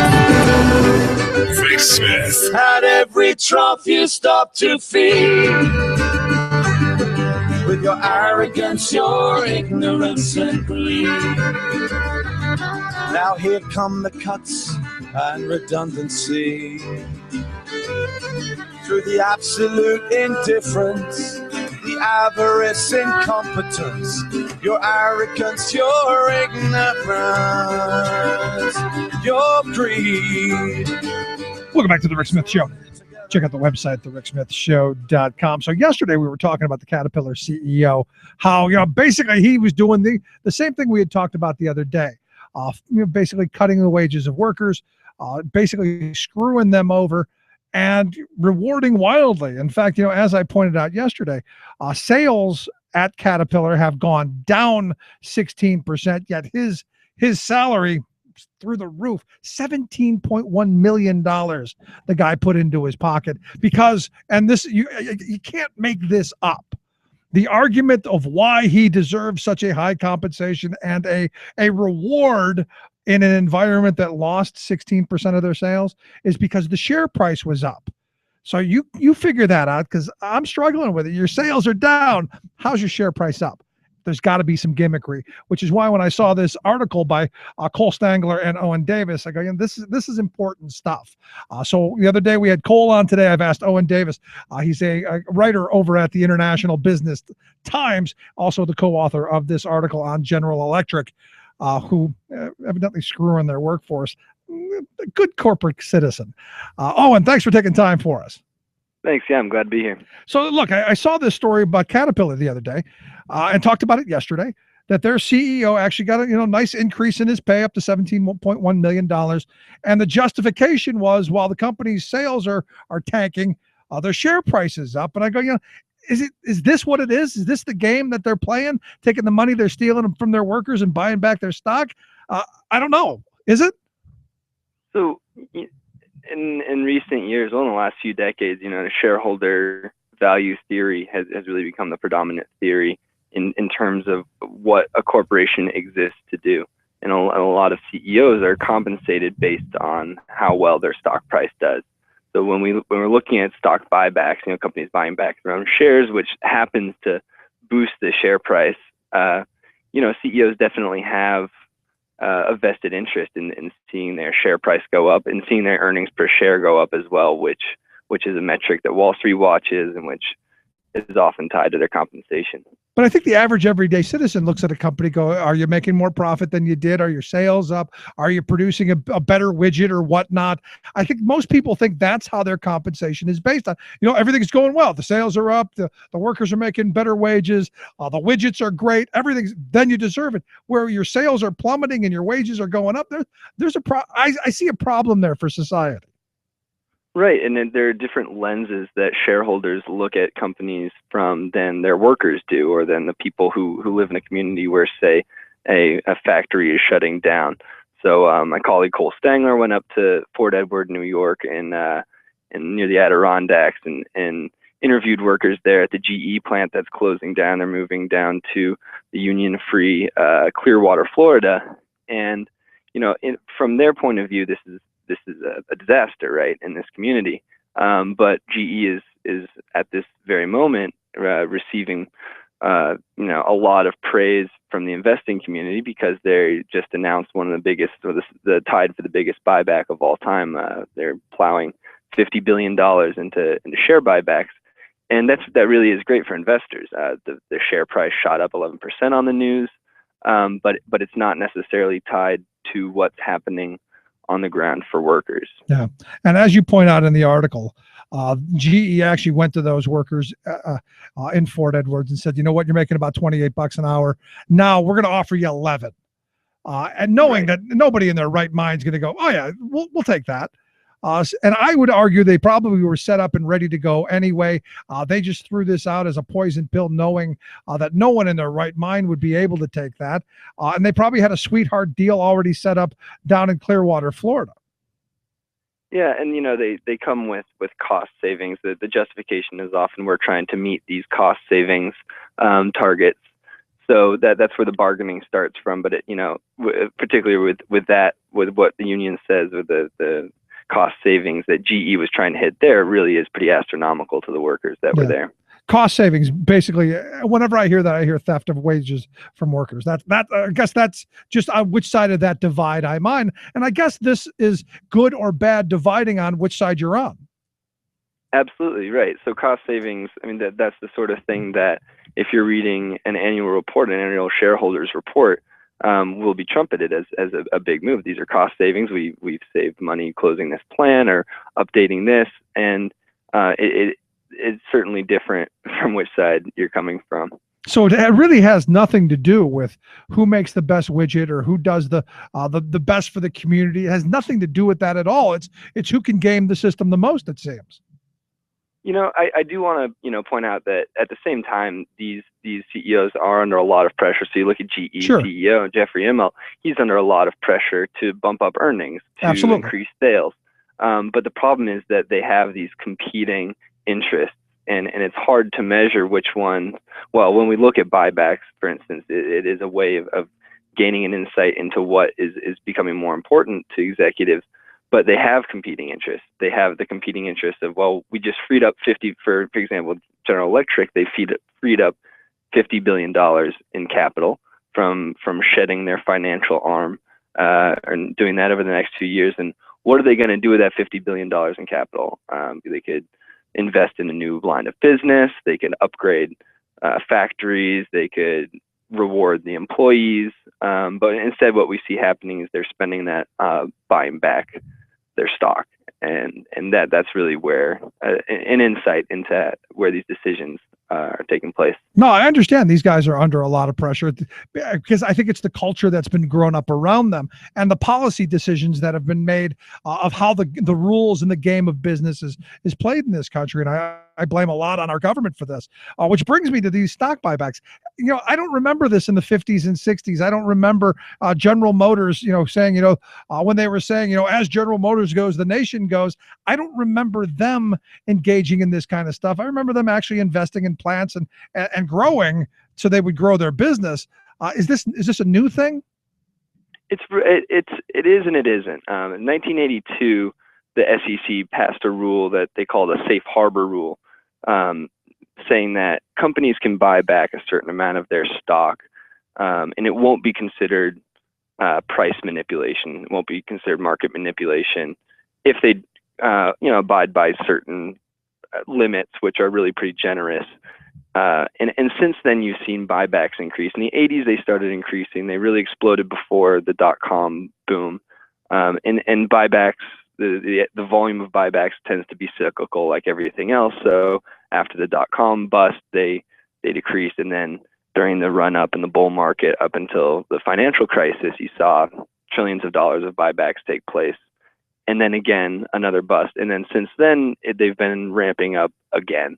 And that's what makes this most recent period so interesting, is that you look at wage gains for ordinary workers, and they've stagnated in the most recent recovery, even as unemployment levels have gone back down to more acceptable levels. But you haven't seen the wage gains that we're supposed to see.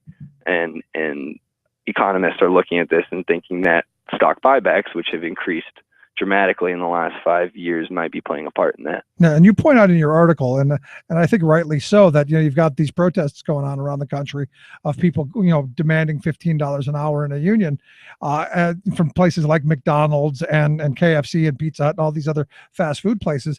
And as you point out in the article, between those two companies, you're looking at $4 billion in stock buybacks just last year. Right. Yeah. Some of the same companies that are seeing a lot of protests about paying what activists consider a living wage, and saying, well, we can't do this. We'd have to charge 20 cents more for a Big Mac, or we wouldn't be able to sell whatever at Walmart for as cheaply as we do. At the same time, are using excess cash to buy back stock. So it makes you wonder how those cash allocation decisions are being made.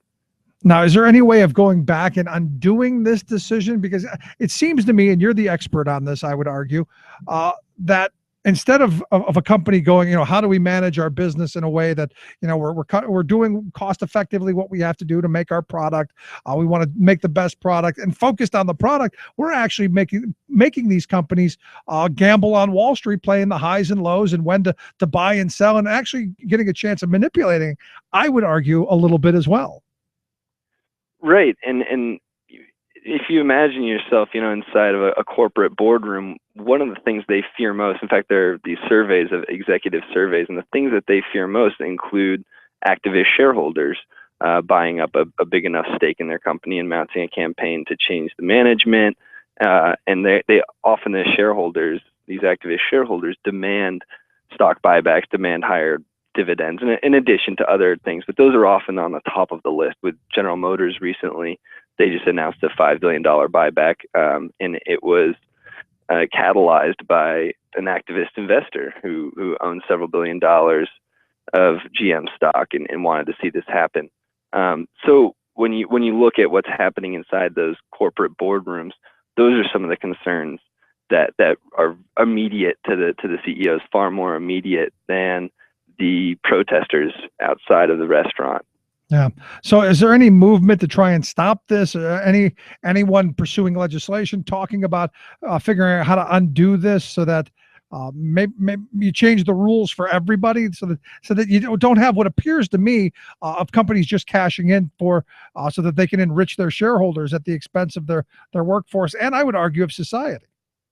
Right. And this is an interesting question that kind of spurred us on. You didn't see signs during Occupy Wall Street saying stop the buybacks or anything like that. It really wasn't on anybody's radar. And increasingly it is the work of William Lazonick at UMass Lowell. He's an academic who's studied this and really done a great job bringing it to light.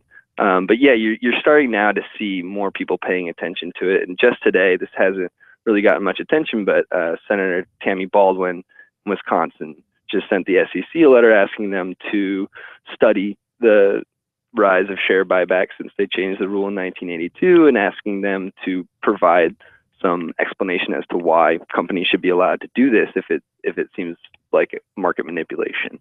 Going back to 1982, what was the justification for having them be allowed to do it? Why did the Reagan administration? Why did they pursue this? Because it seemed to me a lot of the stuff that was done after World War II to try and keep business within the confines of some sane, rational rules have really been undone from the Reagan years forward. And they really haven't worked out very well for the mass of society. Done really well for the investors, as I'm sure they probably were supposed to. But any thoughts, any ideas on what it was supposed to do? Yeah, it was partly to give companies a little bit more freedom in managing their outstanding shares. Remember, that was a time, the rise of the corporate buyout, the leverage buyout, and the barbarians at the gate. And this was partly seen as a way to give companies a little bit more control to guard themselves against that. We don't have the same leverage buyout fever today than we did then. But instead, what you see is the kind of the modern descendants of the leverage buyout guys are now the ones demanding buybacks and demanding dividends. So partly was about giving companies more creative freedom of what to do with their cash.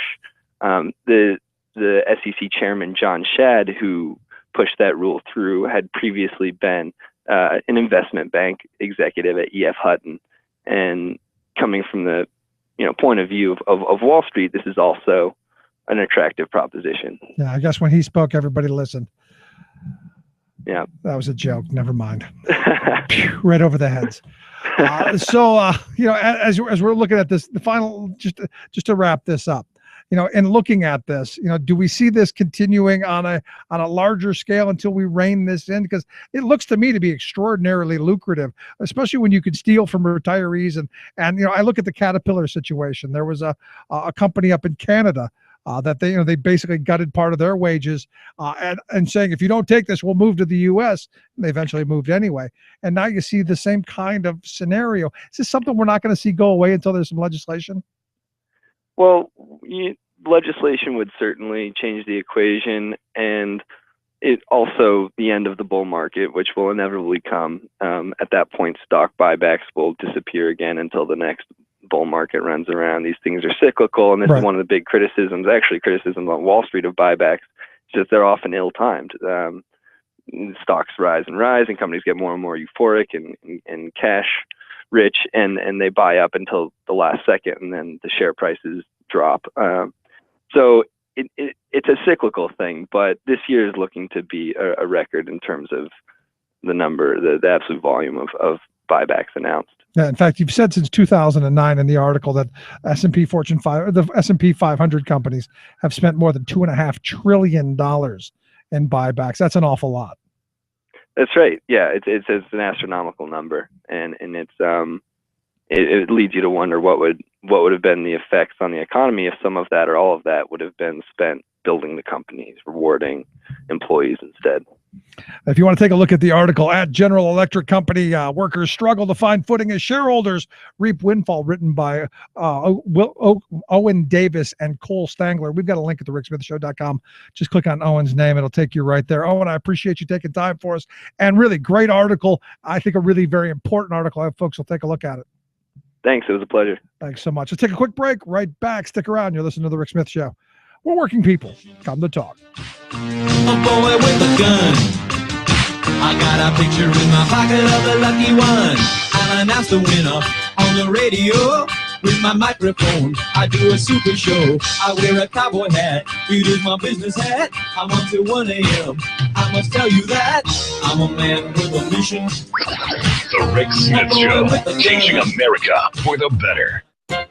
As everyone who travels a lot soon learns, when you stay in the hotels of the big chains, it's easy to forget where you are, since they're all alike, offering all the charm of No Place USA.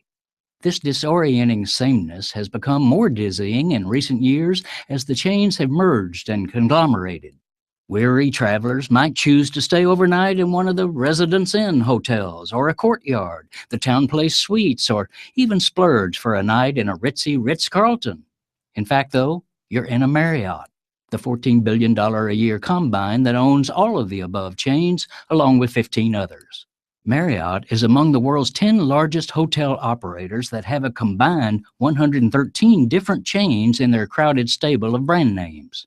Naturally, as uniformity and conglomeration have taken over the industry, a consumer rebellion has erupted, with more and more travelers, especially younger ones, seeking out independent hotels, unique inns, and local B&Bs. They prefer the uncorporate places that have cool names like the Moxie, Canopy, and Vibe. But, oh crud, guess what? All three of those are chains of hip hotels that opened in the past year and are owned respectively by Marriott, Hilton, and Best Western. Known in the industry as lifestyle hotels, these fake independent lodgings are the hot new niche for mega conglomerates trying to nab travelers in search of authenticity. The big hotel chains are in the business of pretending they aren't big chains, says Pauline Frommer, editor of the well-regarded Frommer's Travel Guides. They want you to think they are boutiques. This is Jim Hightower saying, sneaky. But do they think that duping customers is a good business strategy? Not only will we dupees quickly see that we're being sold plastic authenticity, but we'll also be PO'd about it. Good luck with that. Hightower's commentary is brought to you by the Hightower Lowdown. From Wall Street to Washington, this monthly newsletter reveals who's doing what to whom and why. Check it out, hightowerlowdown.org. Would you dive 14 feet deep in the Susquehanna to keep a bridge safe? Would you spend night after night with prisoners to keep your community safe? Would you spend Christmas Eve plowing snow to keep roads safe? AFSCME members do. Men and women who choose to serve in public service. Mine inspectors, 911 dispatchers, healthcare workers, parole agents. You may not think about them, but no, they're all thinking about you. This message brought to you by AFSCME Council 13.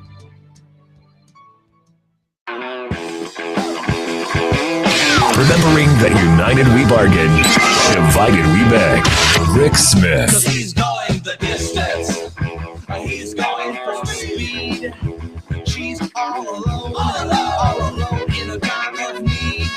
So, the reason I think that's important is, again, the CEO from Caterpillar, this Douglas Olbermann, 14% increase in his compensation at a time when the company has seen a 16% drop in their sales. You're looking at $17.1 million for one guy.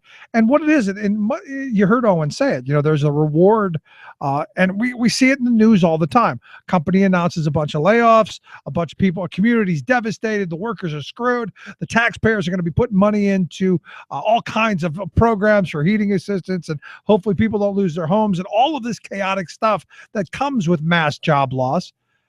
That we, and rightly so, that we help folks with. And the company walks away, their stock price skyrockets, and they get a nice tax break somewhere else. What sense does that make?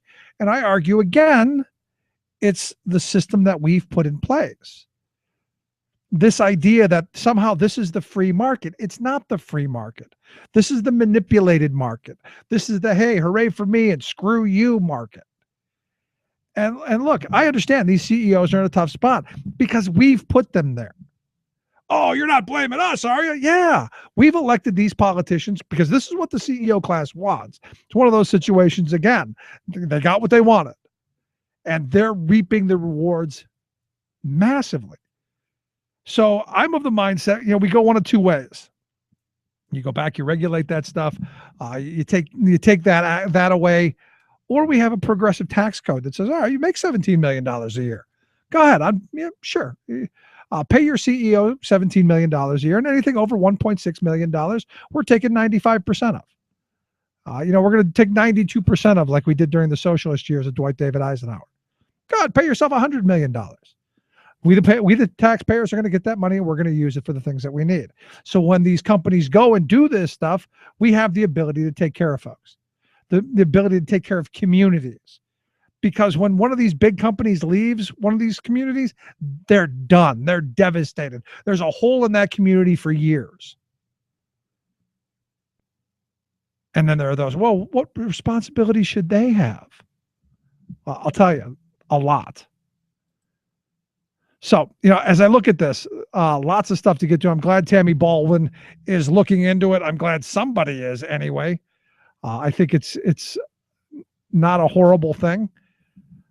So I'm kind of excited. I'm kind of happy about that. It's about time someone does, right? Anyway, if you missed any portion of the program, thericksmithshow.com. That's where you go to get the podcast. If you've got the smartphone, you can get the Rick Smith Show app on your smartphone. Take the program on the go wherever you go. Tomorrow, we are going to be in Hershey for AFSCME's conference. We're going to be broadcasting from there, all willing. So I'm enjoying that. Going to take a quick break. Right back after this. Stick around. You're listening to The Rick Smith Show. We're working people. Come to talk. They had a thought, help the poorest folks, but it only brought more money to their hands. And the poor keep getting poorer, people turn away, not equal to admit the way they planned. It's taking all the soul away from everything they grew, and they count on your legs on which to stand. Uncovering the con in conservatism. Rick Smith. You're listening to The Rick Smith Show. For more information, go to thericksmithshow.com. If you've missed any portion of the program, you can download the podcast at thericksmithshow.com. You're listening to WIN, Workers Independent News, a production of Diversified Media Enterprises. I'm Doug Cunningham. The United Food and Commercial Workers Union is pressing an NLRB complaint that Walmart closed some stores in retaliation for worker activism demanding $15 an hour and a union at Walmart. The giant retailer claims the stores were closed due to plumbing issues. The UFCW National Labor Relations Board claim says the closings were retaliation for workers pushing for higher wages and a union. The union says Walmart targeted at least one of the Los Angeles area stores for closure because the workers there were among the most active in the effort to improve working conditions. The UFCW wants the workers rehired. The U.S. Department of Labor says that a Lear-owned auto seat plant in Selma, Alabama, not only is ignoring worker safety, but is illegally obstructing the federal investigation into the safety issues. The Renosol plant fired Kim King and sued her for blowing the whistle on the hazardous work conditions. An Alabama federal judge granted the Labor Department's temporary restraining order against the company, preventing the company from continuing to threaten workers for demanding that the health issue be addressed. Kim King says she and other workers are exposed to the hazardous chemical known as TDI, and their health is suffering. I constantly have a cough I can't get rid of. Excuse me. I can't get rid of. I'm on inhalers, nasal spray, Singler, numerous of things. Medicine runs me about like almost $200 a month now. Sometimes you have to decide whether you're going to pay a bill or buy some medicine. Some workers at the plant are trying to organize a United Auto Workers local. The Department of Labor says the Lear-owned Hyundai supplier is flouting the Occupational Safety and Health Act's protections by threatening, frivolously suing, and suspending or terminating employees who have gone to federal investigators to complain. Lear is being fined by OSHA for multiple serious violations of worker health and safety laws. Lear is a Fortune 500 company with 235 locations in 35 countries and is a major Hyundai supplier. A diverse group of women in Los Angeles is continuing their 15-day fast for 15. It's an effort to persuade the Los Angeles City Council to raise the minimum wage in LA to $15 an hour. The women are fasting in a tent in Grand Park across the street from Los Angeles City Hall. The women and their supporters say that $15 an hour is the bare minimum LA workers need just to pay for the basics. Workers Independent News is made possible in part through underwriting support from the OPEIU, the Office of Professional Employees International Union. Workers Independent News is brought to you with support from union-owned, union-represented Bank of Labor. Bank of Labor has provided trust and fiduciary services to labor organizations for nearly a century. Online at bankoflabor.com. You've been listening to WIN, Workers Independent News. For more information, visit laborradio.org. I will oppose the Colombia Free Trade Agreement. I want Congress to pass a set of trade deals. Send a message to Congress to come to an agreement on trade deals. 'Cause they're selling make-believe and we don't buy that here. 'Cause in the real world they're shutting Detroit down, while the boss man takes his bonus pay and jets on out of town. Well, sad news last night. And you knew it was going to happen. It's just one of those things you'd hope that maybe some of the senators would come to their senses. Maybe our senator here in Pennsylvania, Pat Toomey, maybe enough pressure would have come to bear on him with next year being a re-election year. And understand, I will not forget this vote from Pat Toomey. There's a bunch of veteran votes and a bunch of things that Toomey's done that we will obviously not forget. But this, to me, this is the big one. But last night, the Senate Finance Committee voted 20-6 to push through their fast track bill. The 6 Democrats who opposed it, you got to give them credit. On the other side of it, the ones who didn't, the ones who were in favor, the Wydens, the Cantwells, the Cardins, the Nelsons, Carpers, Warners, and Bennett's, all very centrist, except for Wyden. I'm still not sure about Wyden. Very centrist Democrats that you knew they were going to go through with this. Bernie Sanders tried, and I give him credit, tried to hold this up, calling the deal a job-killing trade deal that was negotiated in secret. He said it was drafted with input by special interests and corporate lobbyists, but not from elected representatives of the American people, and I agree with him. Anyway, here to talk a little bit about this monstrosity and this, I just think, a horrible piece of legislation. I've asked Kayla Berg. She's the interim director of the Minnesota Fair Trade Coalition. Kayla, thanks for taking time for us. Thank you for having me. So I guess not really surprised that this went the way it did. Were you surprised, I guess? Not really surprised. I mean, maybe a little bit disheartened, obviously, because it didn't go how we'd like it to go. However, we are expecting in the next couple of weeks that the votes will go to, or that the process will go to the floor of the House, and that looks a little bit more encouraging. They just simply don't have the votes in the House at this time, according to all of our information. Yeah, because I understand the upper chamber is supposed to be a little detached from reality. It's where things are supposed to slow down, and the passions of the people aren't supposed to sway them as much. But at some point, I've yet to find anyone in my day-to-day life that goes, "Oh yeah, let's have a free trade agreement with Vietnam." I've yet to hear anyone go, "Oh yeah, let me have a free trade agreement with a couple of countries I can't find on the map." Right. And, part of the whole problem is that, you and I were informed about this, but the general public hasn't seen anything on this. This is not in the media. People are simply not aware of how critical and how vital it is that we don't enter into this kind of trade agreement with the countries that are participating in it, namely China. I mean, could we have a worse history of trade with that country? It's just astronomical, the consequences. And to fast track it, to make it so that Congress would have no way to make any amendments or have any constitutional control over the trade agreement is asinine at best. And I just don't think that the general public understands. Now China's not directly involved in this, as I understand, but there's a docking agreement that could easily bring China into the mix, right? Right, exactly. And they have, they are just kind of sitting back and sort of biding their time and waiting until the opportunity comes their way. They have been approached on it, but there isn't anything formal that's no formal agreement with them yet. No. Yeah, why would they want to jump into an agreement like this when they've already got the world by the short hairs? I mean, we have got enormous trade deficits with the Chinese. We've got big trade deficits with just about everybody, but especially with the Chinese. We're talking, $30 billion a month that we're sending in cash over to China to buy their trinkets and cheap plastic crap.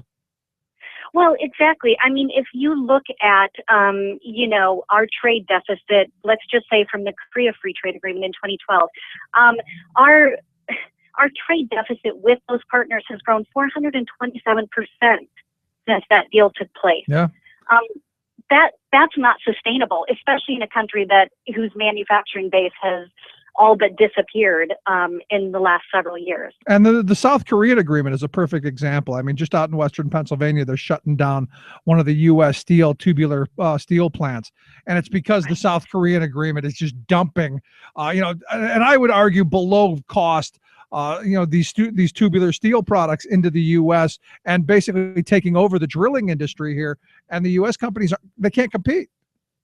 Well, that's exactly right. And then that brings us around to one of Minnesota's biggest issues with these trade deals is our mines up on the Iron Range, our taconite mines.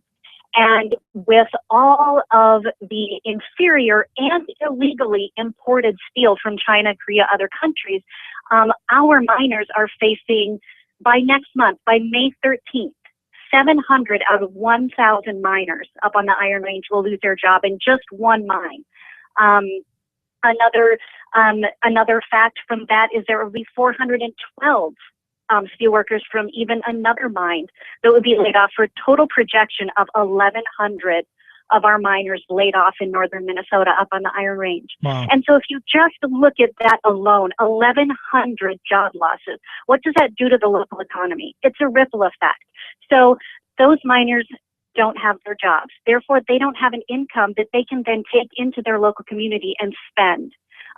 Then you've got a tool company up there that repairs all the miners' tools. Well, if there are less miners going to work, those are less tools coming in. That shop closes down.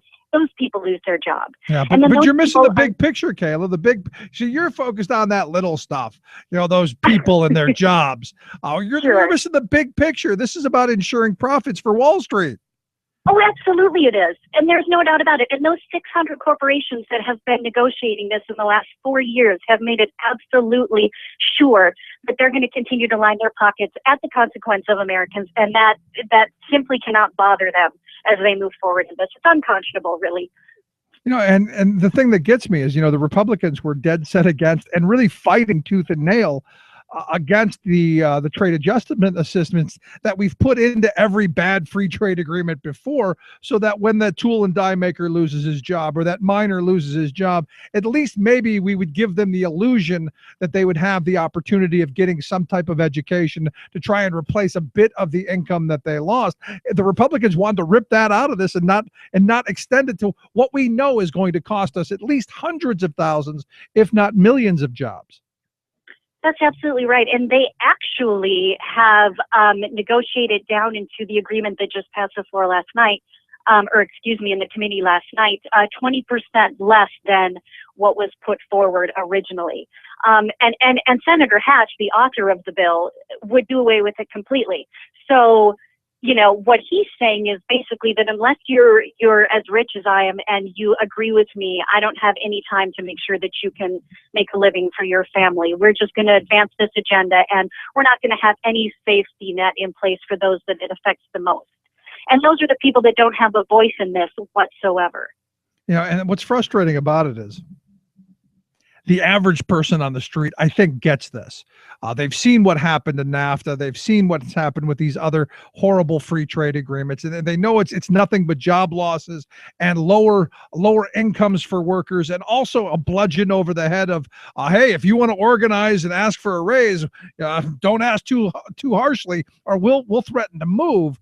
I think the average person's seen this, and I'm still stuck on why we're still talking about these bad agreements and why our representatives and our senators just don't seem to be getting it.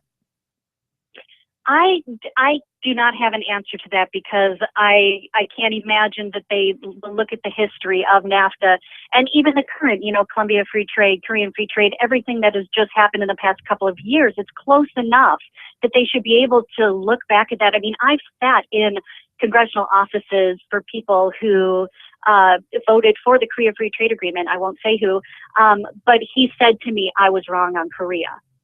And so it's those people that hopefully will stand up on the House floor when this comes to vote and will adamantly oppose it.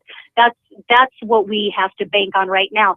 And in order to do that, we need to make sure that we have a sense of urgency in our communities, that we get our people to call their congressional reps and voice their opinion. Yeah, and loudly and often. Yes. Because, the sad thing is, and I guess, I can make the argument that the sad reality is the Millionaires Club that has taken over our halls of Congress, that the people that they rub elbows with and the people that they're talking to on the phone every day begging for money, those folks have done very well, thank you very much. It's the rest of us, the rabble, the unwashed masses that have struggled with this, and we've really had a disconnect between us and our representatives, especially when you look in the world of Citizens United and all the money that representatives and senators need to raise for re-election campaigns. Right. And it's just disheartening that this is so close to an election year as well. Because if you want to talk about, this sort of power that's going to be handed over to the administration if fast track passes and Congress no longer has control over it. I mean, let's just say, and this is a big if you trust the Obama administration to do the right thing in a trade deal, that's one thing. But what about the next administration? They're going to come in and have complete control over it. And could take it in a far different direction than the current administration ever expected it to go. Good and point. Congress will have no way to negate that. No, look, I voted for President Obama twice. The first Me time too. Enthusiastically. I think he's done an admirable job. There are things that I think he's done well. There are things that he hasn't. This, I believe, is one of those things that he hasn't. And again, I sat 20 feet from him when he said, "You can trust me." No trade deals, no Colombia, no Chorus, no Panama, and then bang, Colombia, Panama, Chorus, there they are. So right. I'm not sure if it's the rooms that he's sitting in with all these CEOs telling him we get what we want or we crash the economy on your watch. I'm not sure, but I still don't like it. That's a very real possibility. I mean, it's hard to even understand why he would do this, considering that is what he ran on. And also the people that got him elected was labor. And there's no, bigger voice in opposition to this in the labor community. And he seems to have forgotten that. And it's a little bit shocking, frankly, that this seems to be what he wants his legacy to be. We thought it was healthcare. And healthcare, the healthcare reform bill that he wrote, what he wanted to implement was far different than what we got by the time that Congress and the Republicans were done with it. And I just fear that that's the same. He might think this trade deal is fair. He might think that there are provisions in there for labor rights, human rights, environmental rights. He might think that. But history shows by the time that Congress is done marking it up and changing it to advance their interests, it's nothing like the original that he intends. And that's, just a reality that has proven itself in his administration. Yeah. Well, the reality in this, Kayla, is, this whole talk of this Trans-Pacific Partnership Free Trade Agreement, this started during the Bush years. This was, this was the Bush baby that just was never going to happen under Bush. Just like I really didn't think NAFTA would have happened under H.W. Bush. And it seems that it has to be a Democrat who puts their name on a bad piece of legislation to get it through. And again, the messaging out of it is Democrats are bad on trade for workers, but good for corporate America. Yeah, it's it's an oxymoron, isn't it? That it seems that the people that are most successful in getting these bad trade deals passed or who leave their mark on it are Democratic presidents. Although President Clinton did say that the way that he intended NAFTA to be, it would have worked. And it ended up just like every other piece of legislation, far different from its intended beginning. And I'm sure in 5 or 6 years after we've lost millions of jobs, President Obama will say the same thing, which is why we have to stop it now. But in talking to you from Minnesota, and we're talking with Kayla Berg, she's the interim director of the Minnesota Fair Trade Coalition. Minnesota's doing pretty well. I mean, your governor's not insane, and you guys are actually going in the right direction. And I look at this trade deal. Could this possibly turn your state into a measure of turmoil? Because your governor's talking about higher taxes on the rich and some corporate stuff and higher minimum wage stuff. Could this be another one of those? Hey, you keep passing this stuff, we're going to Vietnam or Burundi or wherever the hell else it is. That's probably an interesting question. I'm not sure I have the answer to. It is just encouraging that we are doing so well with our support against it. We've got all 5 Democrats that are against it. We've got our Republican House reps that are just immovable on it. And then Senator Franken came right out and opposed fast track from the beginning. And Senator Klobuchar, 97% of the time she votes with us. We get the right vote, but she's very cautious. And she did not come out publicly in opposition to fast track because she wanted to be in the room to see the text, so that she could be fully aware of everything that was in it and see if there was anything that she could find that she was sure would have the right provisions in it for labor and human rights and many of the other concerns that are expressed to her. So we are still hoping that she comes out on the right side of fast track. It is great to be in a state where, you typically find that we do the right thing that's pretty progressive, but there's always that risk, and I'm just not sure what the future of that is going to look like here. And we're not allowed to know what she's seen because I'm sure she's had to take a blood oath, as Representative Grayson told me a couple of years back when he had said he had seen a little bit of it. and blood oath. You're not allowed under penalty of, who knows what, to disclose any of that. But one of the big concerns that I do hear, and I've heard this a lot, is this investor state dispute settlement mechanism, this ISDS, which it basically is the end of sovereignty, as I would argue, here in this country and in the others as well. Oh, that's absolutely right. And what is so scary about that is that it is completely separate from any sort of U.S. legal jurisdiction. So another country could sue the United States because they claim that something or other that we did would equal projected profit loss. Yeah. And so they could sue us and we would have no recourse. We would have no representation. And it's such a bizarre legal, wonky thing that there'd be no way to get out of it. And that has already happened. That has happened in other countries. And it has been devastating to their GDP. I mean, there's no recovering from it when it happens. Yeah, but it's really great. It's really great for profit, though. Oh, absolutely. It's really great for the giant, the Philip Morris that sues because they feel like, the labeling on their tobacco packaging could deter people from buying it. Or that we have laws that don't let 13-year-olds smoke. Because there was actually a case where that's happened, where India was sued us, I guess, for that. Yep, that's exactly right. And there's no coming back from that. Yeah, it's and it's set up that way on purpose so that there is no recourse. Let me ask you last question then, because if we don't stop this and this sails its way through, what I understand the next big one, and equally if not worse, is this transatlantic trade and investment partnership that they're now negotiating in back rooms with much of the same characters and players. Do you see if one goes through, the other slides through with it?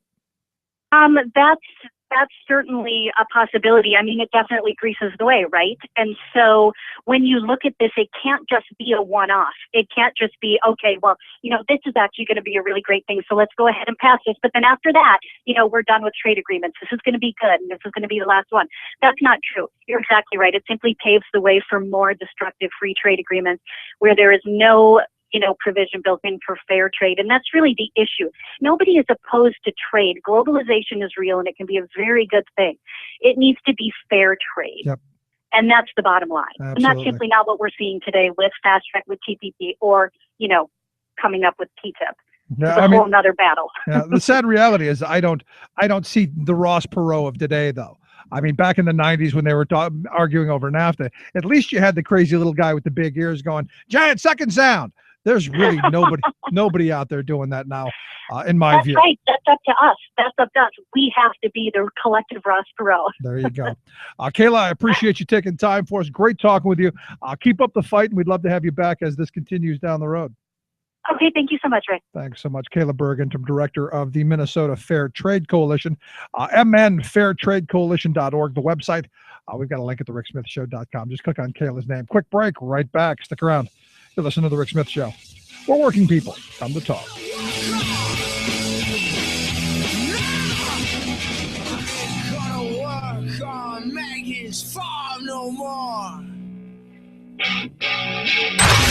Exposing that free trade is never free. The Rick Smith Show. I'm Rick Smith, and this is Labor History in 2. On this day in labor history, the year was 1980. That was the day that Ida Mae Stahl passed away. She was widely considered to be the first woman coal miner in United States history. As a little girl, other school children teased her for having a twisted leg. She left school and instead went into the mines with her father, an Ohio coal miner. Ida Mae was just 6 years old. She continued to mine, even though Ohio law prohibited women from working in the mines. In 1934, a federal inspector came to the mine where she was working. According to Ida Mae, other women miners hid because they knew he was coming, but she had no intention of hiding. Instead, she loaded up her coal cart with rotten eggs and threw them at the inspector.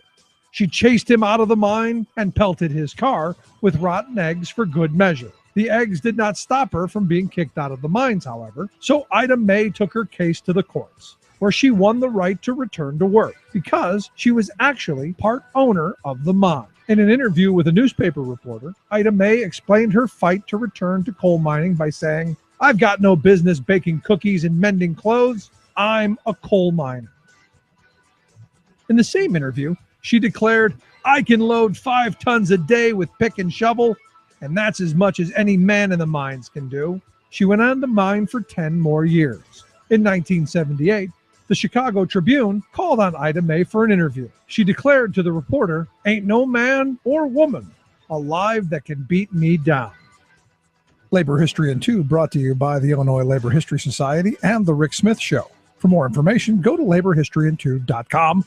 Like us on Facebook and follow us on the Twitters at Labor History in 2. Tales of American Political History with Clinton Porter Hackney. We've been talking about the relationship between two presidents, Harry Truman and Lyndon Johnson. These two men had similar experiences while in the Oval Office, and together they led the way to the establishment of national health care insurance. From Truman's first ever presidential endorsement of national health insurance in the 1940s to the congressional legislation establishing it in 1965, nothing was left to do but put a presidential signature on the bill. President Johnson asked to do the signing ceremony at the Truman Library in Missouri. At the signing, he made brief remarks and said, "This all started with the man from Independence," giving full credit to his friend Harry Truman. When the first Medicare cards were issued, President Johnson made sure who got the first ones and personally presented Truman and his wife with cards number 1 and 2. Join us again for Passages. This is Clinton Porter Hackney at cphackney.com. Exposing that free trade is never free. The Rick Smith Show. He kept me turning up and turning down, turning here, turning back, I'm turning Japanese, I think I'm turning Japanese, I really think so. Welcome back to the Rick Smith Show. So 20-6, the Finance Committee pushed the fast track bill out of the Senate committee to the full floor of the Senate. And look, we've always known the Senate wasn't where the fight would really be, that it's going to pass through. There are enough corporate Democrats. There are enough right-wing politicians and your corporate Republican wing, the Pat Toomeys of the world. And look, you got to remember this. This is a vote that you knew he was going to cast. You knew he was going to be on the side of the free trade agreement, and you got to hold him accountable for it. But the 6 Democrats, that's what's infuriating to me. And the Wyden's the one I don't know, that I guess it's a port state, so he's seeing the ports, the in and out stuff maybe, but Cantwell of Washington, maybe Cardin of Maryland, I don't know, Nelson of Florida, Carper of Delaware, Warner of Virginia, and Bennett of Colorado. Bennett, that's the one that's kind of confusing to me, because you could make an argument that the rest of them are somewhere near water, and you're going to have the import and export business, or really just the import business coming into you. But Colorado, not quite so sure. I just, other than, a corporate Democrat is what it is. Harry Reid, the Senate Minority Leader, he voiced his opposition on Tuesday, saying that he has never, ever in his 33 years in Congress ever supported a free trade agreement, and he wasn't going to start now. So the answer is not only no, but hell no. Mitch McConnell, the Senate Majority Leader, a supporter of the fast track amendment, the fast track bill there, he's going to push for the full vote there on the Senate floor in the coming week. Now, of course, as I've been saying for a while, the House is where the fight is going to be. And now is the time you've got to be calling all of our congressmen. You got to call early, often, and loudly and vociferously and however else you need to. But the House is where the pulse of the people is supposed to rage on. And as I've said, I've yet to find anyone who says, yeah, we want more bad free trade agreements. I've yet to hear anyone going, oh yeah, I love the idea of competing with countries that make 20 cents an hour. I'm thrilled with the idea of having more imports and larger trade deficits and more job loss and more of all of those things that harm workers in this country. One of the big things that you can say about the destruction of the middle class is it's the neoliberal trade agenda that has really brought a good portion of that. Combine that with the new tool that employers have to bludgeon workers over the head by going, hey, if you don't like what we're offering here, we can just pick up and pack up our bags and go across the pond or go somewhere else, and you'll have nothing. So imagine sitting across the bargaining table with a corporate CEO who knows he's going to make huge bank. I think about the CEO of Caterpillar. I remember in Canada, and this was one of those great things.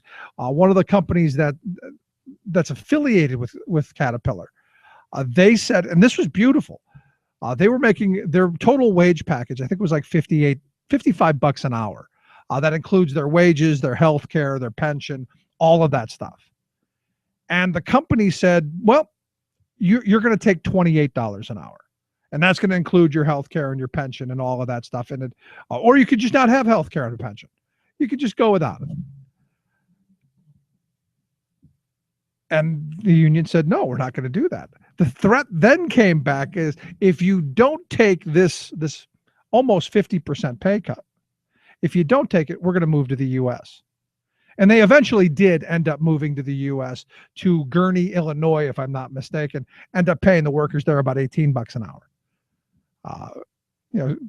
And you go, imagine sitting at that bargaining table knowing that these companies have the resources and the tax breaks. This is what just blows my mind, that we subsidize them jumping around and we actually give them huge checks to move from one state to another or to other countries. How insane are we? And every conversation I've had with someone who I've told this to and asked, is this right, has emphatically said, no, this is dumb. Well, the first thing is we don't do that. There's no way we do that. There's no possible way. Then when you go, well, here where I live, there was the Carlisle Tire and Wheel plant was there for like 93 years in the same spot. They up and moved to Tennessee in a very quick fashion because the state of Tennessee gave them, I think it was like $34 million. I think that's the number that popped up. Plus, the land and a lot of sweeteners. Where here in Pennsylvania, we were only willing to give them, I think it was like 8 or 10. I don't remember the number to stay. So they followed the biggest check. So not only did we give them a boatload of cash, we also paid for their move. And how insane is that? Now imagine they said, well, they get to Tennessee and those workers organize and say, we'd like to make better than $9 or $10 an hour, like 12, please. And they go, no. We're going to move to Burundi or Vietnam or wherever because we can pay those people 50 cents an hour. And they'd be happy to have it. I think that has a chilling effect on organizing. I think it has a chilling effect on workers standing up and fighting for better wages, hours, conditions, all that stuff. And it is the spiraling down, which is why you've seen, in my view, a squeezing of the middle class. Or you could just argue an all-out destruction of the middle class. And I look at this contract, this strike that's been going on with the steelworkers, Marathon Petroleum. Evidently, they threw out their last, best, and final offer. And I guess after an 11-week strike, these guys have been on strike for 11 weeks. The company said, this is it. This is the best you're getting, like it or not. And, there's part of me that goes, how hard would it be for them to go, you know what, we're just going to close down and we're going to move somewhere else? How hard would it be for them to go, you know what, we're going offshore, as we saw happen in Philadelphia with the ones that they wanted to close down there? We give these big companies way too much power. We give these big multinationals the power over us. Instead of, us controlling them, the beast is now controlling us. And it comes back down to our political system. It comes back down to the Pat Toomeys that got voted into office who aren't doing what the people want. He's doing what the corporate people want. Wall Street, very, very happy. But the rest of us, I got to be honest, I've yet to find anyone who thinks these trade agreements, who thinks they're any good. Now, the one of the more telling things to me, Orrin Hatch being totally opposed to extending TAA assistance to people, the trade adjustment assistance that, millions of people who lost their job then went on to get some measure of job training. Imagine you're working in a manufacturing plant for 30 years. You're one of the best tool and die makers in the country. You can turn a piece of steel into whatever, the Mona Lisa. Well, your job just left. You're now in your 50s.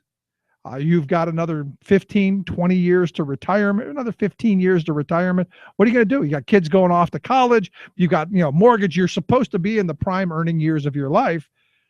And now all of that's pulled out from under you. Now you got to start over. And now you got Orrin Hatch going, tough. McDonald's is hiring. You want fries with that? For minimum wage. This is what the party of lower wages wants. This is what the party of you're on your own. This is the world they envision. This is the world that they see and want. A desperate working class. And at the end of the day, you've got to decide which side of this divide you're on. There's no neutral ground. I love the people who say, I just vote for the best candidate. I just vote for the... No, you should be voting on economic issues. And this vote, this is a huge one. This should be put on a wall. This should be put on the refrigerator. This should be Pat Toomey voted against workers. That's the bottom line of it. Doesn't get any easier than that to me. Anyway, I'm going to take a quick break right back after this. Stick around.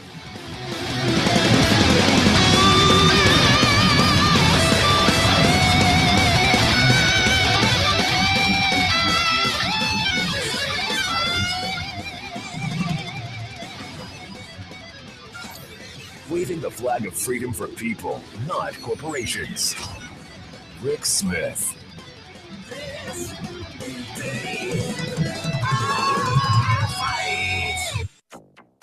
BP's contingency plans were inadequate. They were screaming, fire, fire, fire. This is not a drill. There's no one who wants this thing over more than I do. I'd like my life back. The BP oil disaster in the Gulf of Mexico, 5 years later. Today, there's no greater threat to our planet than climate change. As Earth Day comes and goes, President Obama pushes once again for climate action. January to March 2015, the hottest ever recorded. Plus, we need to work with the rest of the world to negotiate a way to reduce carbon emissions. Jeb Bush thinks climate change might actually be a thing. Wait, what? All of that and more straight ahead. From BradBlog.com, I'm Brad Friedman. And I'm Desi Doyen. Stand by for 6 minutes of independent green news, politics, analysis, and snarky comments. Climate change can no longer be denied or ignored. Oh, Mr. President, you continue to misunderestimate the American people. This is your Green News Report.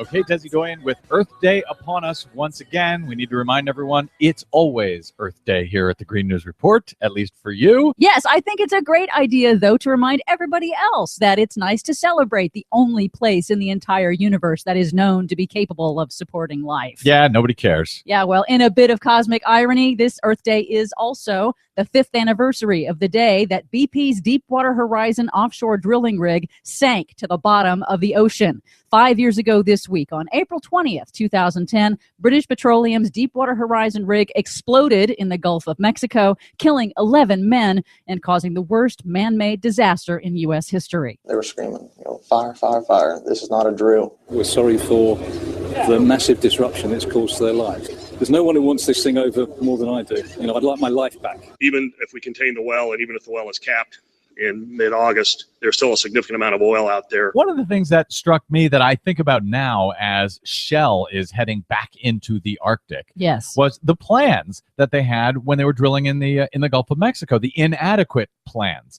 As you recall, they had a ridiculous emergency response plan, which included evacuating walruses, and they didn't even talk about hurricanes and storms. They do have plans to evacuate walruses from the Gulf of Mexico, which have not lived there in 3 million years. And it's unfortunate that walruses were included, and it's an embarrassment that they were included. Oh, do you think Now, of course, I'm sure Shell Oil's plans are perfectly adequate to stave off any disaster that happens up in the Arctic, where we have no way to respond. The Coast Guard has been begging, please don't let these rigs go up into the Arctic. It's pretty stunning that we're still moving headlong into offshore drilling into the Arctic. And looking back to the Gulf, 5 years later, offshore drilling is booming again. Yay! And BP is still fighting in court to reduce the billions of dollars it will ultimately pay in punitive fines and damages. Yeah, to hell with those people who lost their lives, who've lost their businesses. BP's got a profit to turn, baby. 5 years later, tourism has mostly recovered on the Gulf Coast, but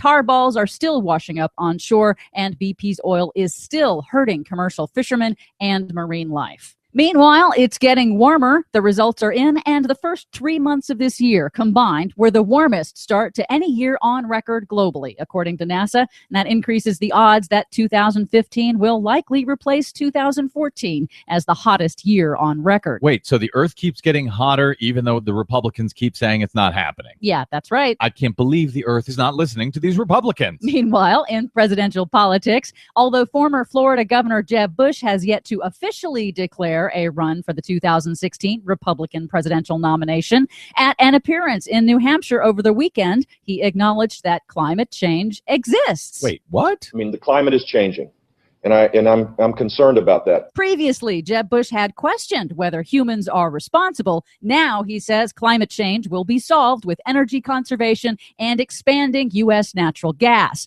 Unlike his fellow Republican presidential contenders, Bush suggested but did not outright endorse that the U.S. should lead the UN International Climate Treaty. We have this climate change issue, and we need to work with the rest of the world to negotiate a way to reduce carbon emissions. Now, that's an implicit acknowledgement that humans are causing climate change. And as snarky as I like to be, I'm happy to note that we finally have a Republican, not officially declared, but a Republican in this race who at least seems to be on planet Earth concerning planet Earth, as opposed to the rest of the guys we've seen so far. Cruz, Paul, and Marco Rubio, all of whom are just insane when it comes to pretending this problem doesn't exist. In honor of Earth Day, President Obama pushed for the U.S. to lead action on climate change in his weekly address, highlighting the historic deal with China that they will cut their emissions. Because the world's two largest economies came together, there's new hope that with American leadership this year, the world will finally reach an agreement to prevent the worst impacts of climate change before it's too late. Ah, new hope. I'll take it. May not be realistic, but I'll take it. For much more on those stories and the ones we couldn't get to today, check out our website at greennews.bradblog.com. Find us and follow us on the Facebook and the Twitters at Green News Report. From bradblog.com, I'm Brad Friedman. And I'm Desi Doyen. And this has been your Green News Report.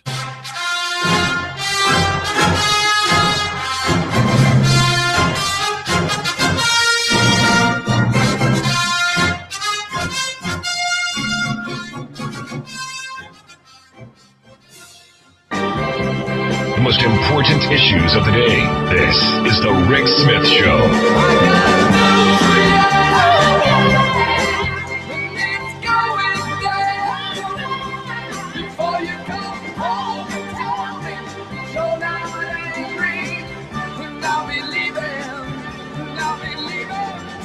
So John McCain taking some shots at just about everybody. I mean, it was just the other day, I forget who he went after. I think it was Cruz he went after for, evidently Cruz had said that, you came to him for guns in the military. And McCain said, I don't know what he's talking about. Now he's going after Rand Paul. Evidently, McCain said Rand Paul is the worst possible candidate of the 20 or so that are running on the most important issue, which is national security.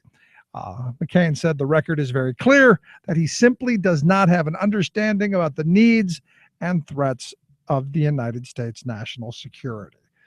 So not a big fan, I guess. He did then go on to say, go after Cruz, who he had mocked earlier, and say that Ted Cruz has a much better handle on national security than Rand Paul. So interesting. I'm enjoying the Republicans eating each other.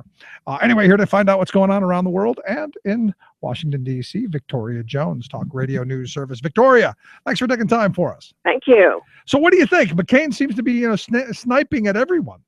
Well, yeah, he does. I think he likes to snipe, but I do think that Ted Cruz is an attractive target. And so is Rand Paul. I think they all are on some level, and that's kind of the fun in this. It's true. I mean, I know that John McCain has the get off my lawn reputation, but Ted Cruz apparently, said that he had strongly lobbied John McCain on this guns on military bases issue, and he hasn't done it. So John McCain was saying, what did he do it by hand telegraph? Did he do it in the ozone layer? Well, it's your definition. It depends on your definition of strongly lobbying. Whispering behind someone's back could be his definition. Possible. There you go. But the weird thing is, I looked at some of the polling. Quinnipiac has a new poll out. They've actually got Rubio as the guy leading the pack with 15% of the GOP voters choosing him. And against Hillary, Rubio actually does the best against Hillary, only losing 45-43. He's new. He's young. He's good looking. He gave a very good speech when he declared his candidacy. He gave a good family speech, a good vision speech. It was very aspirational. He didn't do anything wrong, and she did not declare in a particularly, let's go out and vote for Hillary Clinton kind of way. Yeah, good point. But it's kind of reminiscent. Just what you laid out for him, kind of reminiscent of the guy who's sitting in the White House right now. Yeah, and I think that's exactly what Marco Rubio intended to do. Yeah, but here's the thing: there are some folks who are going, "Well, that was a mistake. Maybe we should go with someone just a touch more experience." Well, and I think that may be, and so there's another guy in Florida. Yeah. Yeah, and that's his problem. That's his problem. Yeah, can we give Florida back? I mean, I'm of the mindset, Florida, Texas, I wouldn't mind giving those back. That wasn't very nice, is it? All right, let's move on. Let's find out what's going on. I guess the president today offered an apology for the accidental killing of 2 hostages held by Al-Qaeda. Yeah, I was in the briefing room when he came out this morning at 10. It was a big surprise. We were not expecting any of this. 2 hostages held by Al-Qaeda on the Pakistan-Afghan border, one of them American, one Italian. United States government counterterrorism operation in January. This was an accidental killing. They apparently had done hundreds of hours of surveillance who concluded that Al-Qaeda was not holding any hostages. Turns out they were hiding them. Obama said he takes full responsibility for their deaths.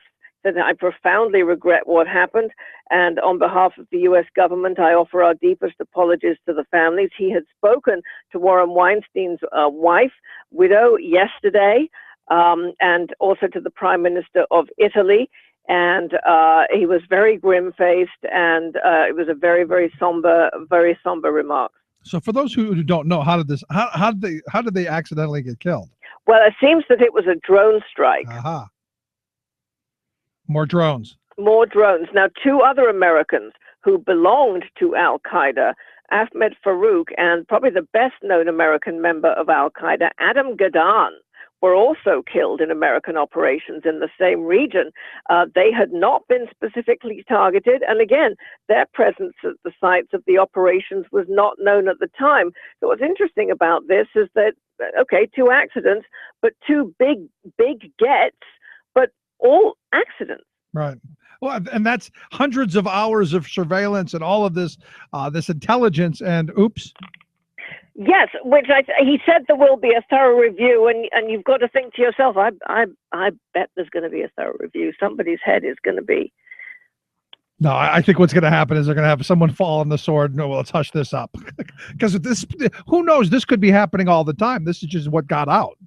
Well, you see, then you ask yourself, and I think there's going to be a lot of questions for Josh Earnest at the briefing today, which is, why? I mean, President Obama said it was that once they'd verified all this, he decided it must be declassified because the American people have a right to know. We're a democracy, blah, blah, blah. And of course, yet it is late April. So you wonder, well, did they just find this out, or is there another reason? Yeah, well, I would assume that it was probably going to break anyway. Because, look, I'm not a big fan of everything having to be out in the front. I believe in transparency and all of that stuff, but there are a lot of things you go, maybe we don't need to know. And again, with this one, we don't know the backstory yet. Right. Yet. And then maybe we will. Or maybe we'll get a nice spin off of it Either way. Anyway, the president, I guess, making his case for the free trade agreement, which I am absolutely, totally, 100% opposed to. In fact, when he was candidate Obama, one of the reasons that I voted for him is I sat 20 feet from him, and he said, "You can trust me. No free trade agreements, no Colombia, no Chorus, no Panama." In fact, renegotiate NAFTA was something that would be considered. Here we are with NAFTA on steroids, so he's out here pushing this, huh? Yes, the Trans-Pacific Partnership Agreement. President Obama is going to be speaking this afternoon to the Organization for Action, political organization. That's his very own organization. Yeah, well. And he's going to be trying to get them on board. They're pretty progressive, as a matter of fact. They were formed out of his former campaign structure, and he's going to tell them that the people opposed to him on Trade Promotion Authority are wrong, and that they're misreading progressive politics to take that position. Okay, so I'm evil. Well, you're just wrong, like Elizabeth Warren. Okay, and like Bernie Sanders and the Harry Reid and the four Chuck other Schumer. Yeah, there you go. We're all wrong. See, my problem is I've seen this movie. It was called NAFTA, and it was really bad. It had a really bad ending so far. I haven't seen that turnaround. Maybe in my lifetime, if we go completely far enough to where we then have a massive collapse and we're all living in huts, maybe then things will get better. But I'm just not seeing it yet. Yet NAFTA 2, it returns. Yeah, I mean, this is, NAFTA on roids. NAFTA shoots itself in the behind with steroids. And I'm just not in favor of it. I'm not against trade, not anti-trade. And if this is such a great deal, why was it done behind doors with all of these quote unquote trade advisors, or what we used to call corporate lobbyists? Well, because international agreements are... As everyone who travels a lot soon learns, when you stay in the hotels of the big chains, it's easy to forget where you are, since they're all alike, offering all the charm of No Place USA. This disorienting sameness has become more dizzying in recent years as the chains have merged and conglomerated. Weary travelers might choose to stay overnight in one of the Residence Inn hotels or a Courtyard, the Town Place Suites, or even splurge for a night in a ritzy Ritz-Carlton. In fact, though, you're in a Marriott, the $14 billion a year combine that owns all of the above chains, along with 15 others. Marriott is among the world's 10 largest hotel operators that have a combined 113 different chains in their crowded stable of brand names. Naturally, as uniformity and conglomeration have taken over the industry, a consumer rebellion has erupted, with more and more travelers, especially younger ones, seeking out independent hotels, unique inns, and local B&Bs. They prefer the uncorporate places that have cool names like the Moxie, Canopy, and Vibe. But oh, crud, guess what? All three of those are chains of hip hotels that opened in the past year and are owned respectively by Marriott, Hilton, and Best Western. Known in the industry as lifestyle hotels, these fake independent lodgings are the hot new niche for mega conglomerates trying to nab travelers in search of authenticity. The big hotel chains are in the business of pretending they aren't big chains, says Pauline Frommer, editor of the well-regarded Frommer's Travel Guides. They want you to think they are boutiques. This is Jim Hightower saying, sneaky. But do they think that duping customers is a good business strategy? Not only will we dupees quickly see that we're being sold plastic authenticity, but we'll also be PO'd about it. Good luck with that. Hightower's commentary is brought to you by the Hightower Lowdown. From Wall Street to Washington, this monthly newsletter reveals who's doing what to whom and why. Check it out, hightowerlowdown.org. Exposing that free trade is never free. The Rick Smith Show. U.S. inflation, I understand just a little. No comprende, it's a riddle. I'm on a Mexican radio. Welcome back to the Rick Smith Show. Check out the website, thericksmithshow.com. If you missed any portion of the program, thericksmithshow.com. That's where you go get the podcast. The Rick Smith Show app on your smartphone. Take the program on the go wherever you go. It's always right there in your pocket. I love the app. Fantastic little piece of gadgetry something to impress your friends with. And best of all, absolutely, positively free. And good stuff there. Also, you can like our Facebook page, follow us on the Twitter page as well at Rick Smith Show. So today, big news. Also, we're involved in this as well. YouTube 10 years ago today. The very first video was uploaded. Basically, a guy for about 18 seconds talking about how elephants have really, really long trunks. It's gotten nearly 20 million views. But it is what they're saying. The very first YouTube video uploaded. And for those of us who do this kind of work, YouTube has proven to be an excellent source of reaching folks and sharing content. It's amazing. I mean, it really is. In fact, there's more content put on YouTube each and every day than you'll see on TV in an entire year. I mean, it's amazing. The sad reality is a lot of it's garbage, but there's some really great stuff. And it's, to me, it's fantastic. I spend probably too much time on the YouTube as well. Anyway, good news for the former lawmaker in Iowa. You may remember I talked about this a while ago. Evidently, this 78-year-old lawmaker from Iowa had gotten married.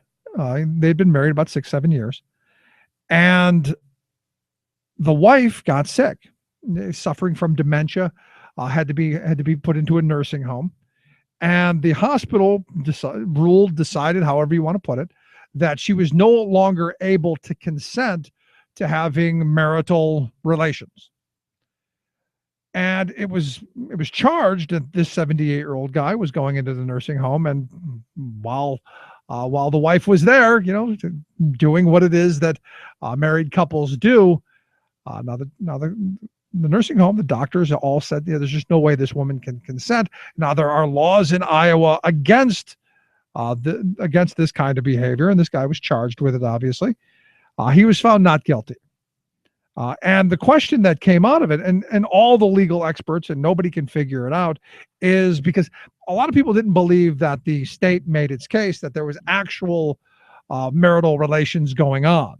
So they're not sure if the jury said, well, you just didn't prove your case that this was happening, or if they believe it's okay.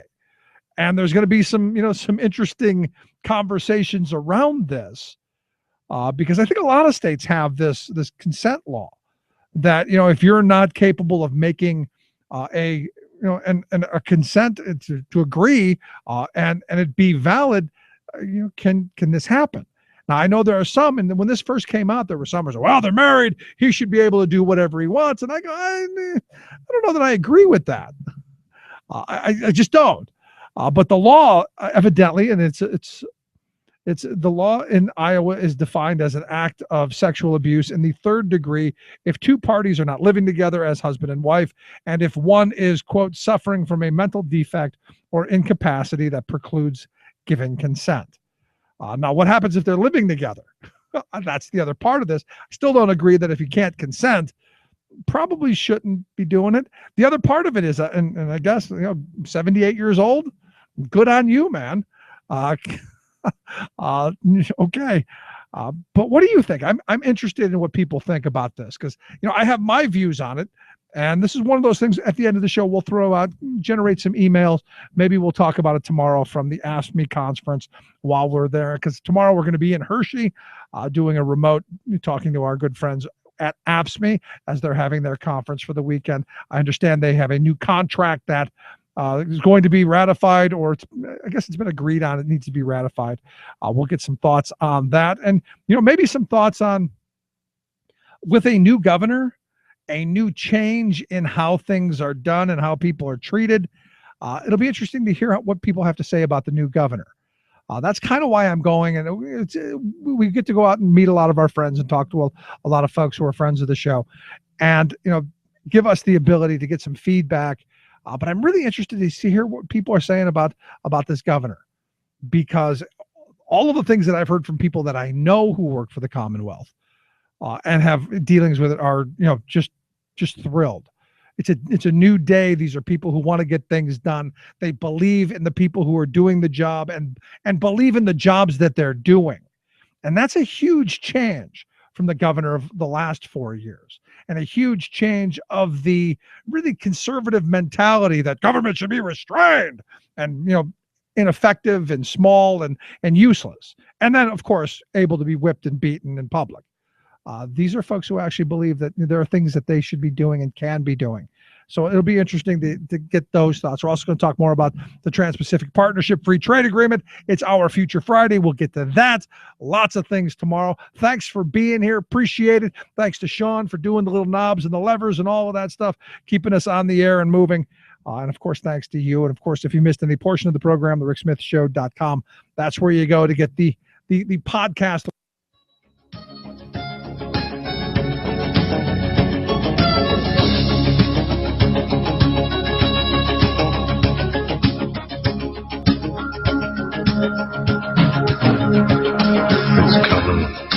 You've been listening to The Rick Smith Show. Together, we can make America better. Email rick@thericksmithshow.com or interact with us anytime at thericksmithshow.com. Until next time, this has been The Rick Smith Show, where working people come to talk. It's coming like tide flood beneath the lunar sway. Imperial, mysterious, and amorous array. Democracy is coming to the USA.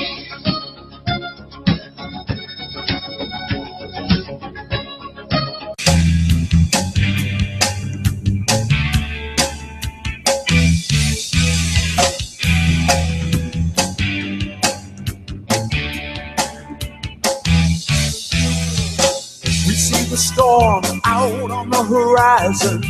Clouds grow dark in the midnight sky. We feel the fire burning in the belly. The flame leaps out with an angry cry. From the underground where the night is endless, from the mine and rig where our work is done, from every plant and every nation we cry, we are many, we are one.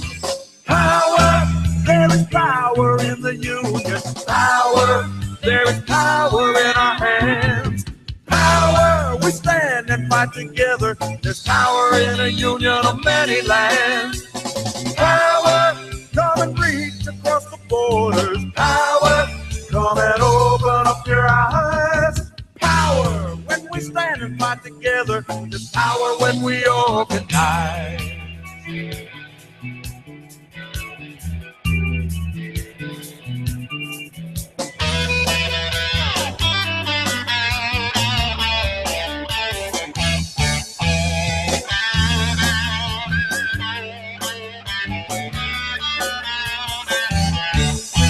Fight the power of one with the power of many. You fight the power of evil with the power of right.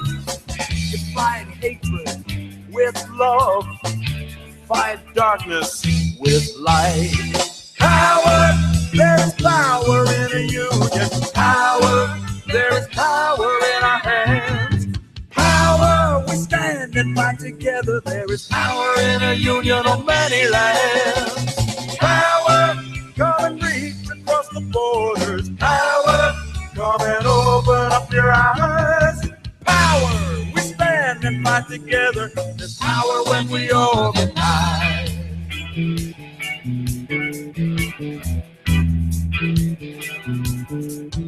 Just like oil, coal, and the atom, we feel the press of the hand of time. Just like the ones who've gone before us, we feel the fate of the next in line. You fight the power of one with the power of many. You've got to fight weakness with the power of might.